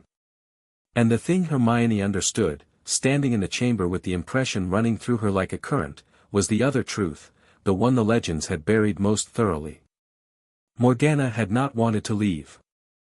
The departure had cost her something she'd never recovered, a specific absence in the work that she could feel in every piece of it, the lack of the voice that had given the grammar force. The thing they'd been together was not something either of them had been able to replicate alone. The impression dissolved. The amber light settled back to its previous quality. Hermione stood by the first chair with her hand on the carved notation and breathed carefully. Harry said, from across the chamber, "Hermione." She looked up. He was standing at the second chair, the lighter one, with his hand on its arm, and he had the expression of someone who had received something through a different channel, not the bloodline transmission she'd had, but something parallel. The elemental channel. The old recognition. "Something came through," he said. "Yes," she said. "For me too." "What did you get?" "The truth of what happened." She walked toward him. "The real story." "The disagreement," he said. "About what to do with the knowledge." She stopped. "You got it too." "Not in words. More like, a quality. A feeling." He looked at the chair under his hand. He regretted it, Harry said. The original one. He made the institutional choice and he spent the rest of his life regretting it, and the regret was specifically about, he looked at her. About the absence. "Yes," she said quietly. A silence between them that was not uncomfortable and was also not nothing. The amber light held them in its old warm quality, the wall's notation steady around them. "They didn't get to finish what they started," Harry said. "No. We could." She looked at him. He met her eyes with the directness he always had when he was saying something he meant completely. "We're not them," she said. "I know." He looked at the two chairs, side by side, same stone different quality, worn by different people for different work. "I'm not suggesting we are. I'm suggesting," he stopped and found it. They got interrupted. "We don't have to be." She stood for a moment, holding that. The weight of it, the rightness of it, the specific quality of a thing that had been waiting to be said for 1,000 years and had finally found the mouth for it. "No," she said. "We don't." He looked at the chair again. "Can I sit in it?" "I don't know," she said honestly. "Yours isn't the same type of, the bloodline is mine. The inheritance is mine. But this," she gestured at the lighter chair. "This was built for him. And he sat down. Nothing exploded. Nothing rejected him. The ambient light in the room brightened slightly, the way it had when she'd touched the wall, but warmer, with a different quality, less the amber of the inscriptions and more something whiter, closer to daylight. He looked up at her. "Well." She sat in Morgana's chair. The light went gold. Not blinding, warm. The quality of late afternoon in summer, the particular gold that belongs to hours when things are fully themselves and not trying to be anything else, and Hermione sat in the carved stone seat that had been cut for a woman dead 1,000 years and felt the bloodline settle into something she didn't have a word for yet. Not completion, she was 10 years old and nothing was complete. But rightness. The specific quality of being in exactly the right relationship to everything around her. Harry said, very quietly, "The room changed." "I know. The notation on the walls. It's brighter." She looked at the walls. He was right. The carvings that had been faintly phosphorescent were now clearly lit, each symbol casting its own small light, and she could read them more fully, the layer on layer of notation resolving into something that had the quality of a completed text rather than fragments. A full account. A full system. She read for a long time. Harry sat in his chair and was quiet in the way he was quiet when something needed quiet, and the room held them both in its ancient gold warmth, and she read Morgana's complete framework from the walls the way you read something you've been preparing to read your whole life. When she looked up, she didn't know how long had passed. "It's all here," she said. "The complete system. Not the manuscripts, not the fragments, the whole thing. She built it into the walls." She turned to look at all of it, the full circle of notation. This is the real curriculum. This is what she wanted to preserve. "Can you memorize it?" Harry said. "I already have," she said. "I've been reading it and it's just, there. I don't have to try." She looked at her hands. The bloodline is doing something. Like the walls are writing into me rather than me reading from them. Like the letter in your book, Harry said. Flamel's letter. It found the right container. Yes. She looked at him. We need to come back. Regularly.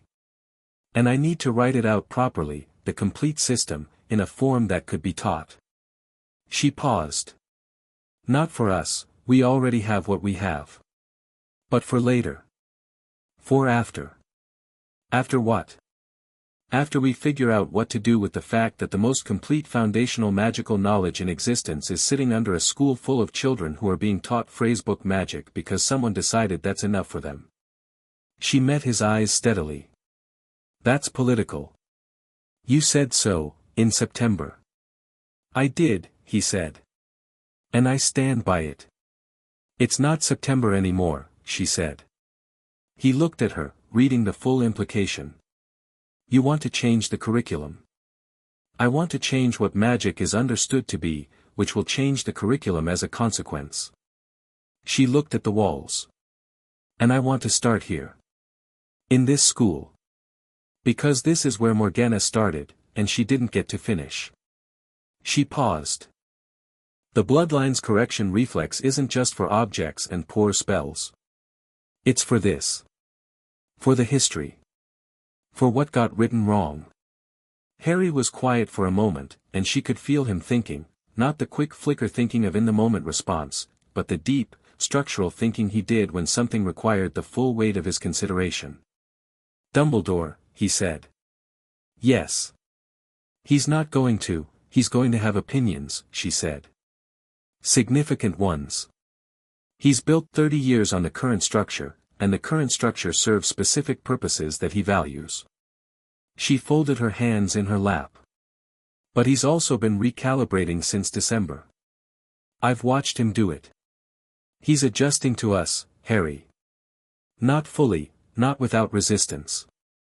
But he's a genuinely intelligent man and he's seen what we did with the stone and he's not pretending it didn't happen the way he is. The way he's what? The way he planned it, she said.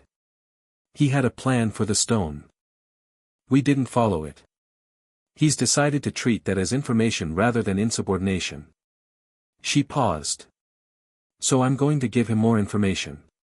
About this. About the chamber. About what's in the walls. You're going to tell him about the chamber. I'm going to tell him selectively and strategically, she said, which is not the same thing as telling him about it. I'm going to give him enough to understand that the knowledge exists and that we have it, without giving him enough to decide what to do with it before we do. Harry looked at her for a moment. He had the expression she'd seen occasionally since September, the one that was always slightly surprised, not by her specifically but by the version of the world where she was in it and saying these things from this chair in this room. You know, he said, if the legends had had you right, Morgana would have been called the smartest person in Britain. She was the smartest person in Britain, Hermione said. She just didn't have good PR. He laughed, the real version, and the gold light of the chamber moved with it, and the walls shone around them, and outside somewhere above them Hogwarts went about its evening in complete ignorance of the fact that two 11-year-olds were sitting in a 1,000-year-old chamber reading its walls and making plans. Dumbledore came to them. Not to the chamber, they hadn't told him about that yet. He came to them in the ordinary way, an owl to each of them at breakfast on a Friday morning in March, requesting their presence in his office that evening. The owls were polite and warm and contained no indication of whether the meeting was his idea or theirs, which was itself information. McGonagall was in the office when they arrived. Hermione had not anticipated McGonagall and adjusted immediately, because McGonagall's presence changed the register of the meeting from private to witnessed, which was either Dumbledore signaling good faith or Dumbledore managing the optics, and she hadn't decided which. The office itself was everything the rumors said, tall, circular, full of softly whirring instruments that Hermione wanted to spend 4 hours examining, portraits of previous headmasters sleeping in various states of apparent contentment, Fawkes the Phoenix in his corner looking at them both with the luminous disinterest of a creature that had been alive long enough to find most things familiar. Dumbledore behind his desk. McGonagall in a chair to the left. 2 chairs opposite, which Hermione and Harry took without being invited, because standing while being spoken to was a power arrangement she had no interest in participating in. "You've been busy this spring," Dumbledore said. Not accusatory. Noting. "We've been learning," Hermione said. "Yes." He folded his hands on the desk. "I've had reports from Professor Flitwick that your practical work in charms has moved substantially beyond the first-year curriculum. From Professor McGonagall similarly regarding transfiguration. From Professor Sprout, who says Mr. Potter repotted her most difficult mandrakes last week by talking to them." He looked at Harry. She was unsure whether to report it as extraordinary magical ability or simply as a gift with plants. "They asked to be repotted," Harry said. The existing pots were uncomfortable. McGonagall, to her left, made a small sound that was not quite a cough. Dumbledore looked at Harry for a moment with the expression that had replaced the calculating management look since January, still assessing, but the quality had shifted. He was no longer assessing what Harry could be used for. He was assessing what Harry was. "Yes," he said. "Minerva tells me this is consistent with a specific elemental attunement that suggests, well. We'll get to that." He turned to Hermione. "And your work in the restricted section. Madame Pants tells me you've been accessing texts at a rate and with a level of comprehension that she describes, with characteristic understatement, as notable. The records here are incomplete," Hermione said. "But between what's available in the library and other sources, I've been able to reconstruct most of the foundational framework I've been working with." She let the other sources sit in the air, visible and unelaborated. Dumbledore heard the unelaborated part. "Nicholas told you things," he said. "He gave us information we needed," Harry said. His voice was steady and direct and had the quality it always had when he was talking about something he felt clearly about. "Information we deserved and should have had sooner." Dumbledore looked at him. Held his gaze. Did not deflect.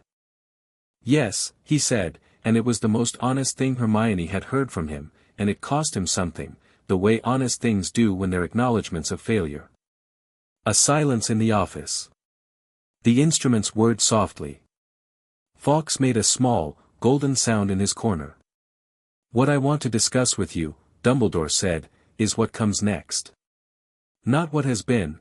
We cannot undo what has been, and I find, on consideration, that I would not choose to if I could." He looked between them. "What I want to know is what you intend to do with what you have." Hermione looked at him carefully. He was offering an opening, and the question was whether it was genuine or managed. She decided it was both, which was how most of Dumbledore's openings worked, and that being both didn't make it not worth taking. "I want to change what's taught here," she said. "Not the subjects, the depth. The understanding of what magic actually is at a foundational level, which is not what the current curriculum addresses." She kept her voice even and factual. "The curriculum teaches spell vocabulary. It doesn't teach the language. The difference between those two things is the difference between functional and fluent, and every significant practitioner in magical history who achieved anything beyond the standard level was fluent, not just functional." "Including Voldemort," McGonagall said quietly. "Including Voldemort," Hermione agreed. "Which is an argument for broader access to the deeper understanding, not for restricting it further. The people who do damage with deep knowledge are the people who acquire it in isolation, without the ethical framework that comes from open, transparent study." She met Dumbledore's eyes. "Restricting the depth of magic education doesn't protect people.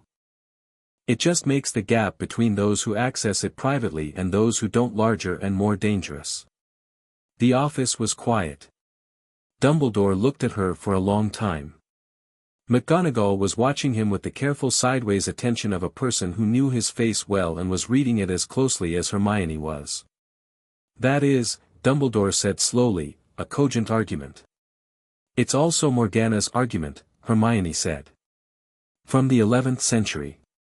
It was cogent then. It's been cogent for 1,000 years. The problem has never been the argument, it's been the institutional resistance to change in an institution that benefits from the status quo. Harry, beside her, said nothing. He didn't need to. Dumbledore looked at the desk for a moment, then up. What would you need from me? Hermione had the answer ready, because she had been building to this conversation for 3 months. Access to the restricted section, formally and completely, for both of us. A formal independent study designation so our work outside the standard curriculum is assessed on its own merits. And your agreement that what we develop is not proprietary to Hogwarts or the Ministry, it belongs to the knowledge base, accessible to anyone with the capacity and intention to use it responsibly. That last condition, Dumbledore said, is the important one, she said. Yes. He was quiet again. His hands were still folded on the desk and his expression was the expression of a man having a genuine internal negotiation with himself, which she found more reassuring than the managed warmth. The independent study designation I can give immediately, he said. The restricted section access, yes. The third condition, he paused. I will not obstruct it. I cannot promise to actively facilitate it in every case. There are people above me who have opinions about what is accessible and what is not. The Ministry, she said. Yes.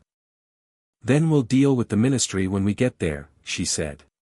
McGonagall made the not-quite-cough sound again, which was beginning to function as a reliable indicator of things she found both concerning and correct. Dumbledore looked at her, McGonagall, and something passed between them that was too fast and too private for Hermione to fully read, but which had the quality of a long acquaintance confirming a shared conclusion. There is something else, Dumbledore said. He looked at Harry. About what you are. Harry was very still. The good kind of still, the contained kind, not frightened or braced but present. Waiting. Nicholas Flamel told you something, Dumbledore said. It wasn't quite a question. He confirmed something I'd already mostly worked out, Harry said. The elemental attunement. The Merlin lineage pattern. Dumbledore's voice was measured and there was a quality in it that was new, the quality of someone who has been carrying a piece of information for a very long time and is setting it down. I identified it the night of October 31st, 1981. In the magical residue at Godric's Hollow. A signature so specific and so significant that he stopped. I made choices about how to handle it that were not, another stop. I made choices that prioritized my own assessment of what was needed over your right to understand what you were. Harry looked at him. His jaw was set but his eyes were clear. Why? Because I was afraid, Dumbledore said simply, and the simplicity of it had the quality of something long held that is finally being said with its actual weight. Of what happens when power at that level operates without oversight. I have seen, in my lifetime, what untethered power does. Tom Riddle. Grindelwald. I have seen brilliance without wisdom. He looked at Harry steadily. And I made the error of assuming that the absence of my guidance was the same as the absence of wisdom. Harry looked at him for a long moment. It wasn't. No, Dumbledore said. I see that now. I have been seeing it since December, if I am honest. He paused. You have a wisdom I did not give you. Neither of you. What you have, you built. And what you've built is, he looked between them, and for the first time since September, his eyes were neither calculating nor performing. Just looking. I am a very old man and I have known a great many remarkable people and very few things have surprised me in the last 40 years. You have surprised me. Hermione looked at him. She thought about what to say, and she thought about Morgana's impression in the library in August, and what the impression had said about people who were interested in what you could do rather than who you were. She thought about the difference between those two things and how they'd shown up in the 3 months of conversations. You should come and see what we've found, she said. Under the castle. Dumbledore went very still. There's a chamber, she said. Pre-foundational. Older than the school. You're the headmaster and it's under your building and you should know it's there. She kept her voice even. And because you've been honest with us tonight, in ways you haven't been before, I want to give you the honest version in return." He was quiet for a moment that stretched out in the amber light of the office. Then he said, "When?" "Sunday," she said. "Morning. When the school is quiet." He nodded. "Sunday." McGonagall was watching Hermione with an expression that had moved well past its usual precision into something more unguarded, the expression of someone who has been watching a chess game and has just seen a move she didn't anticipate even knowing the player's style. She caught Hermione's eye as they stood to leave, and she said nothing, but her expression said, "I see you." Hermione gave her a small nod, and walked out with Harry into the corridor. Sunday morning. The castle at its quietest, the halls belonging to the dust and the light and no one else. Dumbledore was waiting at the bottom of the east staircase, without his usual robes, wearing simpler clothes that made him look, briefly, more like a man and less like a headmaster. McGonagall was with him, which Hermione had expected and approved of. The passage in the classroom floor was, to their visible surprise, entirely mundane-looking until she reached into the layered casting and found the mechanism, and the floor became transparent and the stairs were there. She went first. Harry second. Then Dumbledore's footsteps, careful and measured, and McGonagall's, quicker and more certain. The amber light received them. The chamber opened. She watched Dumbledore see it. It was, she thought, a reasonable test of a person, what they did in the first 30 seconds of seeing the chamber. She had stood still and gone inward. Harry had gone immediately for the second chair. McGonagall, who'd come down with them the previous Thursday, had walked directly to the nearest wall of notation and begun reading with her jaw slightly tight and her eyes bright. Dumbledore stood in the center of the room and turned slowly, taking it in. His face was doing several things at once, and the thing that dominated, not calculation, not management, not even wonder, though there was wonder too, was grief. A quick, specific grief, the grief of recognition. The grief of a man who has spent his life studying magical history and is standing in the room where that history was different from what he'd believed. "She built this," he said. "Yes," Hermione said. "The notation on the walls. This is her complete system." He was still turning slowly. "I've read fragments. Manuscripts. Secondary sources." He stopped turning. "I never thought, the complete system was assumed lost." "She hid it well," Hermione said. "Until the right people arrived to find it." He looked at her. Then at Harry. Then back at the room with the expression she'd seen briefly on Flamel's face, the complicated thing that was not quite regret. "I owe you an apology," he said. "Both of you.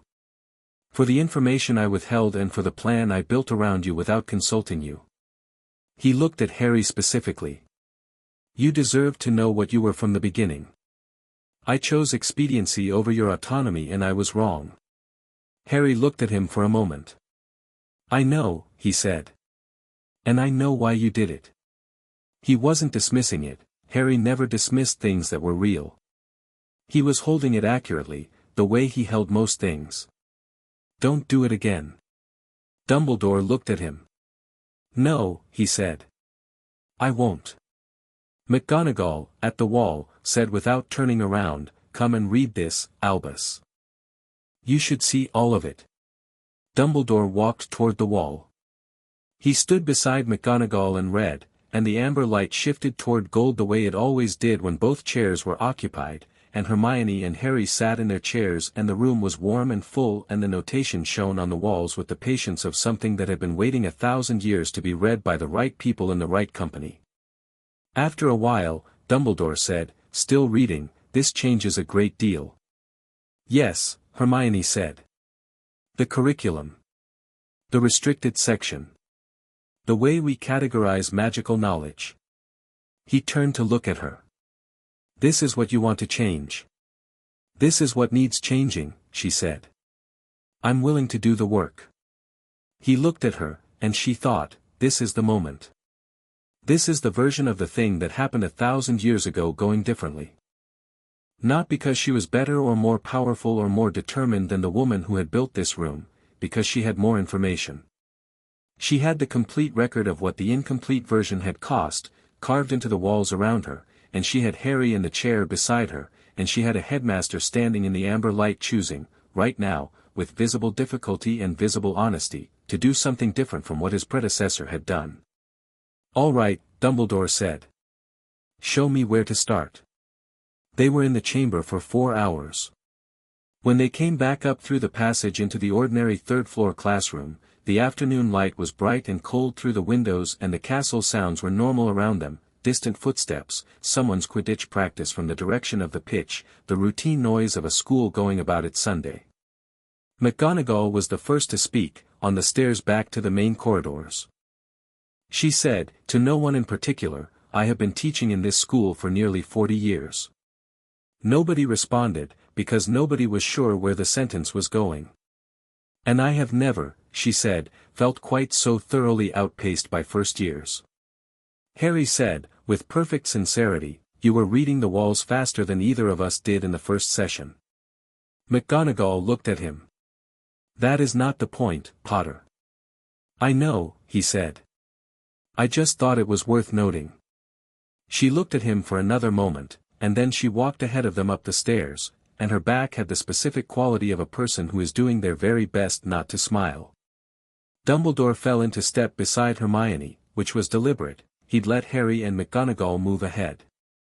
She let him have the moment, because he'd earned it and she was generous with things that were earned.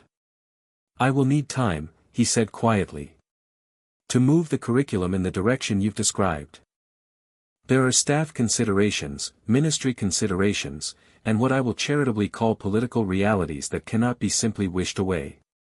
"I know," she said. "And you'll be patient with the pace." She looked at him.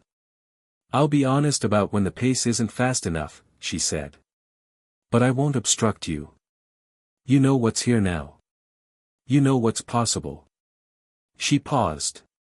"The most important thing is that the information doesn't disappear again. That the room stays found."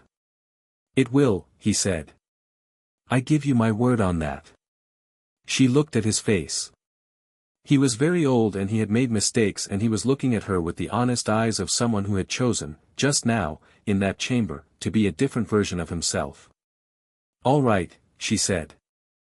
They walked up through the castle in companionable quiet, and somewhere ahead of them Harry was saying something to McGonagall that made her make the sound she was always trying to contain, and the castle around them had the quality it had been building toward since January: settled, recognized, awake. Hermione thought about the correction reflex, and about damaged true states, and about what it felt like when something old and wrong was made right. Then she opened her notebook, because there were 4 hours of chamber notes to write up, and she always wrote everything down. Chapter 6, The Rewriting the Ministry arrived on a Tuesday in April. Not announced, not to the students, not in any formal communication that reached anyone below staff level. Hermione found out the way she found out things that were being deliberately kept from her, which was by paying attention to the things around the edges of the thing being kept. The owls that arrived in clusters at the staff table Monday evening. The particular quality of Dumbledore's stillness at breakfast Tuesday morning, the way it was different from his usual stillness, more contained, with an interior quality, like someone managing a weather system they hadn't caused.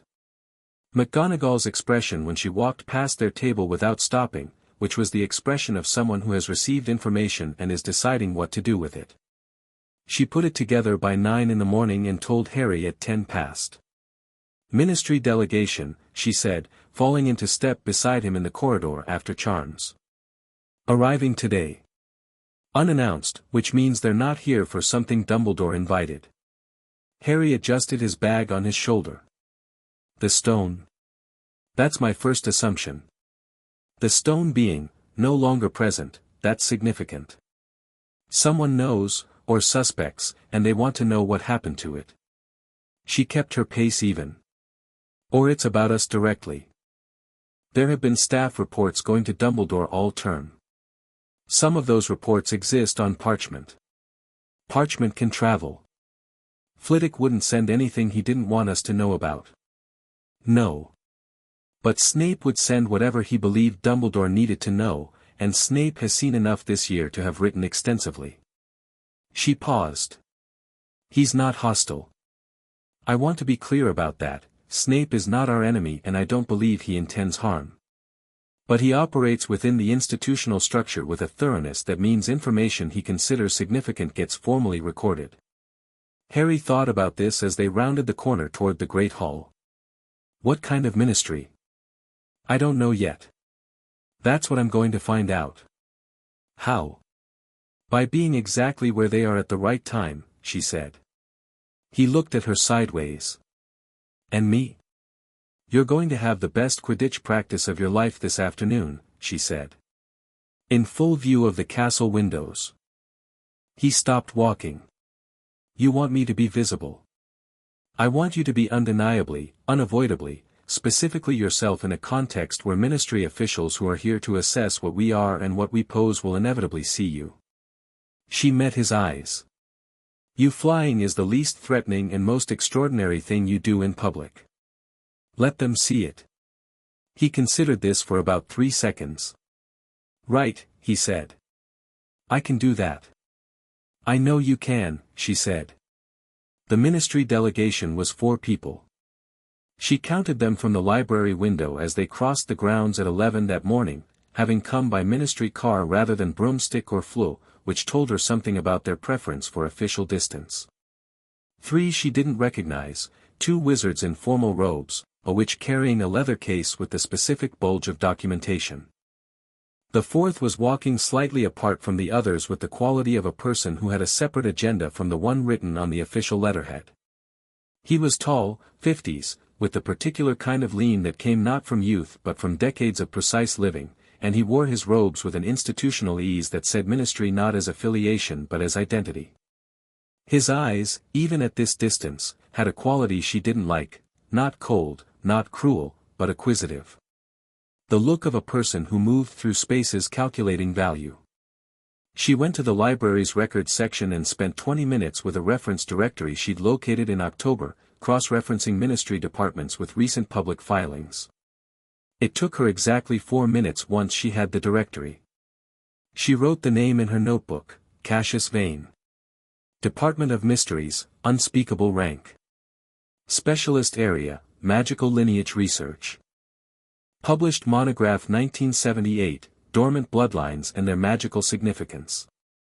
Last public record, testified before a Wisengamot subcommittee on restricted magical inheritance, 1987.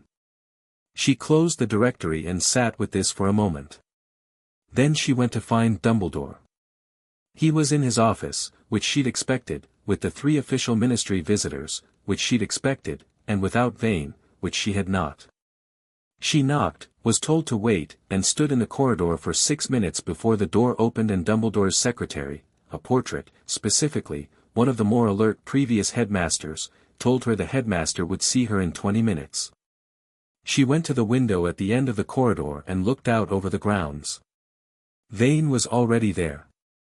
He was standing at the edge of the Quidditch pitch with his hands in his sleeves and his face turned toward the castle in a way that had the quality of assessment rather than admiration. He was reading the building the way she read rooms, and she recognized the habit and didn't like its presence in him. She watched him for 3 minutes, cataloging his movement patterns, the direction of his gaze, the particular interest with which he noted the older sections of the castle, the foundation towers, the east wing, the places where the stonework was different from the later construction. He was looking for something in the architecture. She thought about the chamber and felt the specific, cold quality of something threatened. He turned his head and looked directly at the window she was standing at. She didn't step back. She looked back at him, straight and calm, and held the eye contact across the distance. He didn't smile.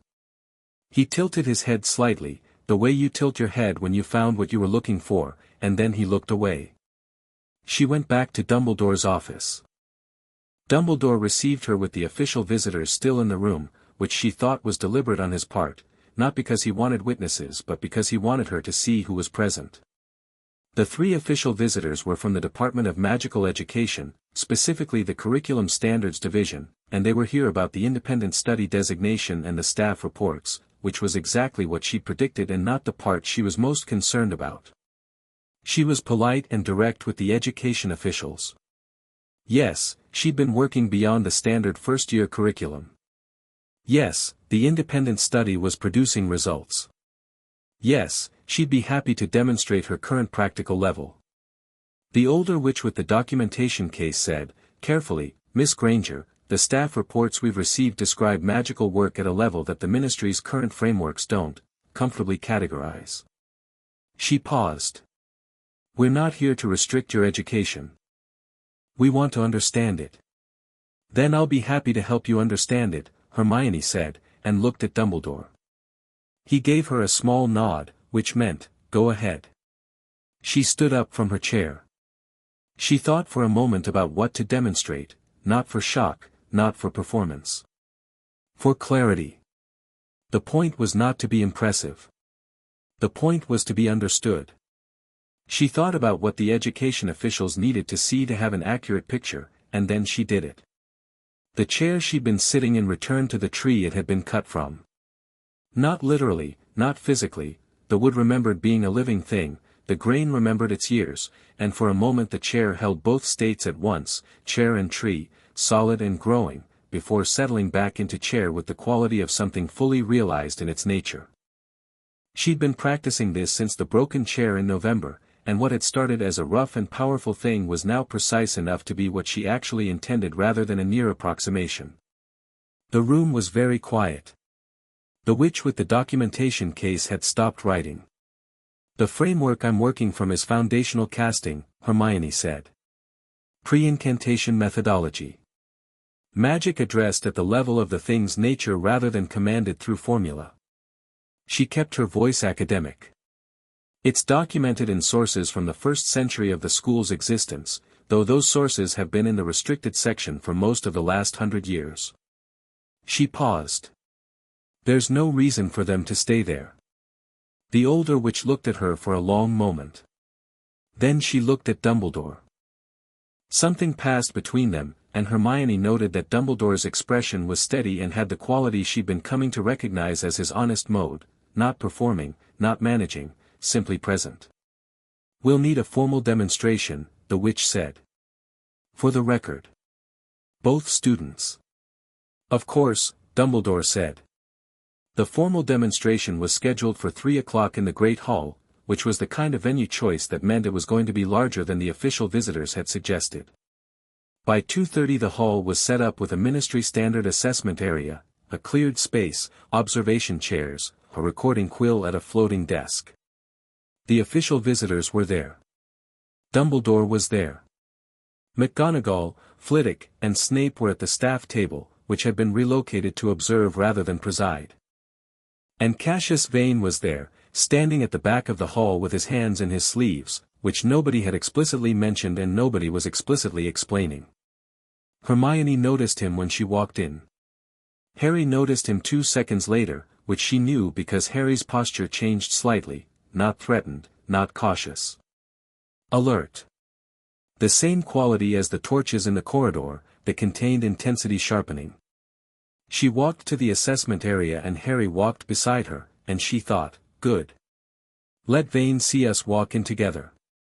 The official witch from the education department stood up and gave a brief administrative explanation of what the assessment was and what it was for, and Hermione let her finish before she said, before we begin, I'd like to know who the 4th visitor is. She looked directly at Vane at the back of the hall. He's not from the Department of Education. A silence fell that was not uncomfortable for her. Vane stepped forward from the back of the hall with the unhurried movement of someone who had been waiting to be named and was not displeased that the naming had come from this direction. Cassius Vane, he said. Department of Mysteries. Unspeakable, she said. Lineage research. He looked at her with the acquisitive quality. You've done your research. I do my research on everything, she said. What's your interest here? He said, with the smoothness of someone used to deploying smoothness, I have a professional interest in dormant magical bloodlines and their reactivations. Your particular situation is not available for professional interest, she said. My magical heritage is mine. My work is mine. The Department of Mysteries doesn't have jurisdiction over individual magical development. Miss Granger, I'm 10, she said. The Ministry has no legal authority over the magical development of a minor without the consent of their legal guardians and a Wiesengemot warrant. Do you have either? The official witch from education made a small sound. Vane looked at her with the quality shifting, still acquisitive, but adding something sharper. Not angry. Recalibrating, the way Dumbledore had recalibrated in December, but less generously. You're very well informed for a first-year student. I'm very well informed in general, she said. I'd like it noted for the official record that Mr. Vane's presence hasn't been explained or authorized by the headmaster, and I'm reserving the right to object to his observation at any point during this assessment. Dumbledore, from his position at the side of the hall, said, with the specific careful quality she recognized, so noted. Vane looked at Dumbledore with an expression that said they would be having a different conversation later, and stepped back to the wall. Not defeated, positioning. She noted the difference. Harry, beside her, said very quietly, just for her, nice. Focus, she said. The assessment itself took 90 minutes. She had thought about what to do with it from the moment she'd seen the word demonstration in the morning's intelligence gathering, and she'd arrived at a decision that was not about impressing the Ministry or about satisfying Dumbledore's political needs or about giving Vane the performance he was hoping for from the back of the room. The decision was about accuracy. The point of the demonstration was to be accurately understood, and accurate understanding required showing what the work actually was, not a sanitized version designed for institutional comfort. She demonstrated the foundational casting framework from first principles. She explained as she worked, not lecturing, just narrating the actual cognitive process, the why under the what, so that anyone watching could follow the mechanism rather than just the result. She showed the correction reflex, explained its nature, demonstrated the layered casting with 3 simultaneous meanings. She showed the difference between commanding and requesting, and she showed the results, clean, precise, complete in a way that formula-based magic was not. The chair that remembered being a tree. A damaged book that healed itself from the inside out. A broken glass that remembered every molecule of its original state and returned to it, perfect. She showed Harry last. Not because he was secondary, because what they were together was the culmination, the thing that made everything else make sense, and you built to culminations. She explained the principle briefly, 2 complementary systems. The language and the voice. The grammar and the force. Different in nature, requiring each other to reach their full capacity. And then she stepped back and Harry stepped forward, and she felt the ambient shift that happened when he moved into the center of a space with full intention, the air changing quality, the room's magical texture becoming more alive. He cast without words. He always cast without words now, had been doing it so consistently for months that incantations felt like an affectation when she watched him. He raised both hands and the light he'd developed since November filled the hall, warm, gold, steady, and then he moved it. Not just moved it, shaped it. Held it in both hands and turned it the way you turn a piece of work you're examining, and then released it and it went to the ceiling of the great hall and spread across the enchanted sky and turned it into something that was not the cloudy April afternoon outside but was something true to what an April sky could be at its best, clear and deep and lit from within. The hall was completely silent. Harry lowered his hands and the sky held, steady, real, the kind of thing you could look at for a long time. He looked at Hermione. She looked back. Something passed between them that was not new but was more fully itself than it had been before, and then she turned back to the assessment area. The recording quill had stopped. The official witch from the education department was looking at the ceiling.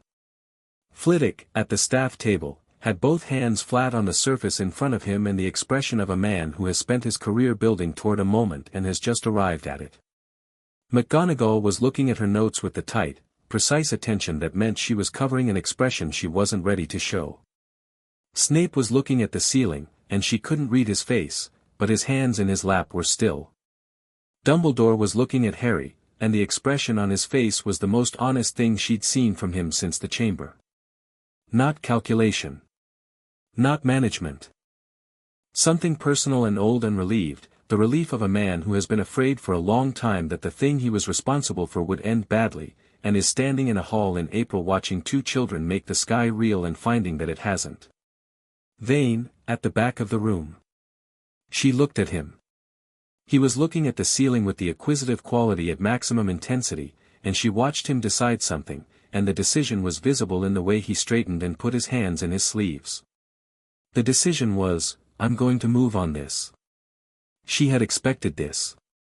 She had been expecting it since she'd found his name in the directory, and she had prepared for it the same way she prepared for most things, which was by knowing more than him before the moment arrived. She looked at Dumbledore. He gave her a fractional nod. She looked at Harry. He'd already seen Vane make his decision, she knew because his posture had the contained quality, the held breath quality, and he was looking at her with complete readiness. Vane stepped forward from the wall and said, in the pleasant voice of someone who has decided that the meeting is now his, "Thank you, Miss Granger, Mr. Potter. Quite extraordinary." He addressed himself to the hall, the easy authority of an unspeakable in an institutional context. What we've witnessed today represents exactly the kind of significant magical development that falls within the Department of Mystery's mandate to study and know, Hermione said. He paused. The Department of Mystery's mandate covers magical phenomena that exist outside standard institutional categories, she said. It doesn't cover individual magical development, regardless of how outside standard categories that development is. The legal boundary is specific and has been tested at the Wisengamot level in 1954, 1971, and 1989. She held his gaze. Shall I cite the cases? His pleasant expression thinned slightly. You're a 10-year-old student. Yes. Cite the cases anyway, or withdraw the mandate claim. The hall was very quiet. The enchanted sky Harry had made was still there overhead, clear and deep and blue. Vane said, carefully, there are elements of what we've seen today that represent significant national magical assets. The Ministry has an interest, in who? Harry said. His voice was very even. Me specifically? Or Hermione specifically? Because we're not assets. We're people. He looked at Vane with the directness that was one of his most reliable qualities, not aggressive, not performing, just unwilling to look away from something he was looking at. And if you're about to tell us that what we are belongs to the Ministry in some functional sense, I want that said out loud in front of everyone here so it's on the official record. Vane looked at Harry. Harry looked back. The sky above them was clear and still and gold. The recording quill, which had stopped earlier, began writing again. Vane said, in a different tone, I'm not suggesting ownership. I'm suggesting structured engagement, with what framework? Hermione said. Who sets the terms? Who has the authority to approve or restrict what we do? What happens if we decline the structured engagement? She was firing questions clean and fast, not to overwhelm but to make visible the thing the pleasant language was covering. What does structured engagement actually mean, Mr. Vane? He was quiet for a moment. She waited. He said, there are people in the Ministry who would prefer to have oversight, of what, she said. My bloodline. Harry's magical signature. The foundational knowledge I've developed. Be specific. Vague language about oversight applied to children in a school is not a policy position, it's an attempt to establish a precedent through informality. She looked at him steadily. I won't let you do that. The official which from education was writing very fast. Not the recording quill, her own notes, the personal kind. Vane looked at her for a long moment with the acquisitive quality undergoing the same kind of recalibration she'd watched Dumbledore perform in December. He was reassessing what he was looking at, recalculating the difficulty of what he'd intended. He looked, briefly, at Dumbledore, which told her the collaboration she'd suspected between Vane and a specific part of Dumbledore's Ministry relationships was real and was now a liability for Dumbledore. Dumbledore looked back at Vane with the expression of a man who has chosen his position and is comfortable with it. I think, Dumbledore said pleasantly, that the students have been quite clear. The ministry's concerns about curriculum oversight are entirely appropriate, and the Department of Education representatives are welcome to return at any time to review the independent study records. Mr. Vane, I'm afraid your particular area of interest falls outside what I can authorize at this institution without substantially clearer mandate from the Wiesengemot. He paused. If you'd like to pursue that route, I'd encourage you to do so through the proper channels. Vane's jaw tightened. Albus, the proper channels, Dumbledore said again, with the specific warm finality that was one of his most effective tools, are always available. The ministry delegation left at 5. Vane last, and he paused in the entrance hall before the doors closed behind him and turned to look back, not at Dumbledore, not at Harry, at Hermione, directly, with an expression that was not threatening and was not the acquisitive quality and was not pleasant. It was honest. The honest expression of a man who has been beaten at something he was confident about and is not pretending otherwise. He looked at her for 3 seconds. Then he walked out. She thought, he'll come back. Not today, not this year. But the interest doesn't go away because one conversation went badly for him. She wrote his name in her notebook under ongoing and closed it. McGonagall appeared at her elbow as the doors closed. She said, which was McGonagall for come with me, there are things to say. Harry fell into step on Hermione's other side, and the three of them walked up through the castle to McGonagall's office, which smelled of old books and fire whiskey kept in a drawer she pretended wasn't there and the particular warm smell of a space long occupied by a precise and careful person. They sat, and tea appeared, and McGonagall looked at them both for a moment with the expression that had been accumulating all year, the one that was always trying not to be something larger than professional approval. The chair, she said. The tree, Harry said. It remembered being a tree, McGonagall said. In front of ministry officials. Was that too much? Hermione asked. McGonagall wrapped her hands around her cup. It was exactly enough, she said. Which is not the same as too much and is considerably better. She looked at Hermione. The education department will be back. With different people and a more careful agenda, possibly, but they'll be back. What you showed them today will be in a ministry report by Thursday. Good, Hermione said. McGonagall looked at her. Good. The information being in a ministry report means it's formal and official and can't be quietly buried. It means there's a record. She turned her cup in her hands. Records can be built on. Changed. Cited. She paused. Morgana's history was rewritten because the people who disagreed with her controlled the records. I'd rather be in the records on my own terms. McGonagall was quiet for a moment. Then she said, the sky. Harry said, what about it? You made the Great Hall ceiling real, she said. For the purposes of this conversation I want to be absolutely clear that what you did was categorically different from the enchantment that maintains the ceiling under normal circumstances, which I helped cast when I was 32 and was extremely taxing and has required maintenance twice since. She looked at him. You did it casually. I didn't feel it as casual, Harry said. No, she said. But it looked casual, which is, in many ways, more significant. He looked at his hands. It didn't feel like, I wasn't trying to do something impressive. I was trying to show what it actually looks like when the grammar has force behind it. What the whole thing is together.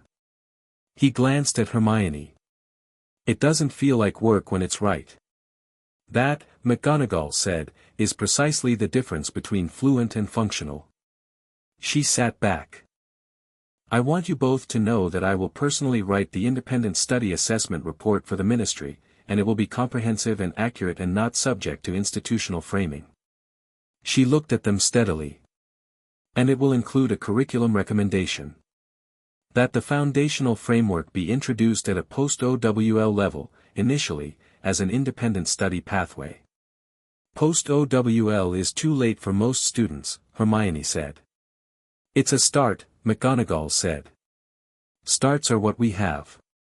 Hermione looked at her, and thought about what Dumbledore had said about pace, and about the fact that 5 months ago she had been a 10-year-old in an Oxford library watching a book correct itself on fire, and now she was sitting in her head of house's office being told that the curriculum of the oldest magical school in Britain was going to change, at least partially, at least initially, in a direction she'd pointed. Starts were what they had. "All right," she said. "Start." That evening, after dinner, after the students had drifted back to common rooms and the castle was settling into its night quality, Hermione and Harry went down to the chamber. Not for practice. Not for research. She'd felt the pull of it all day, through the ministry assessment, through the meeting with McGonagall, through the whole long useful difficult day, the chamber waiting in its amber warmth below the school, old and complete in theirs. They went through the passage and sat in their chairs and the light went gold, and she let herself be quiet, which was not something she did easily or often. Harry said, after a while, "What are you thinking about?" She thought about it honestly. "Morgana leaving," she said. "And what it cost her. And whether the difference between then and now is actually us, or just circumstance." "What do you mean?" "I mean she was brilliant and right and alone, in the end. And the thing that made the difference was that she didn't have," she stopped. "Me," Harry said. "Not with ego. Just accurately. A counterpart," she said. "Someone whose magic completed the circuit." She looked at the walls, the notation shining steady around them. "Everything she built here, she built it alone after the split. And it's extraordinary. But you can feel the incompleteness. Not failure. Just something reaching for a frequency it couldn't quite find." Harry was quiet for a moment. "And we found it," he said. "We found it," she said. "On a train in September with candles." She felt the quality of that, the weight of how improbable and how exact it was. "I keep thinking about what would have happened if the bloodline had woken up in someone who didn't end up at Hogwarts. Or if you'd been sorted into Slytherin like the Hat probably considered." "The Hat considered Slytherin for about half a second," Harry said. "I know. I could tell from across the hall." She looked at him. "You told it no." "I told it no. And that's the thing, isn't it? The whole thing, condensed. You made the choice before you understood the full weight of it, because the choice felt right at the level below understanding." She turned her pen over in her hands. "That's what Merlin couldn't do, in the end. He made the institutional choice. The reasonable, justifiable, strategic choice. And it was wrong." Harry looked at the two chairs, the side-by-side quality of them. "He regretted it," he said. "We felt that." "Yes. So we don't repeat it." He met her eyes. "When it comes to the institutional pressure. The ministry. Dumbledore doing his Dumbledore thing. Whatever Vane does next." He held her gaze steadily. "We don't make the choice that looks strategically reasonable if it's actually the wrong one." "Agreed," she said. "Even when Dumbledore is very persuasive. Even then. And even when the ministry has very official-sounding paperwork. Especially then." He nodded, and she nodded back, and the chamber was warm and gold and complete around them, and the walls shone with 1,000 years of recorded knowledge that had been waiting for exactly this, not a single person to carry it, but two people to understand it together.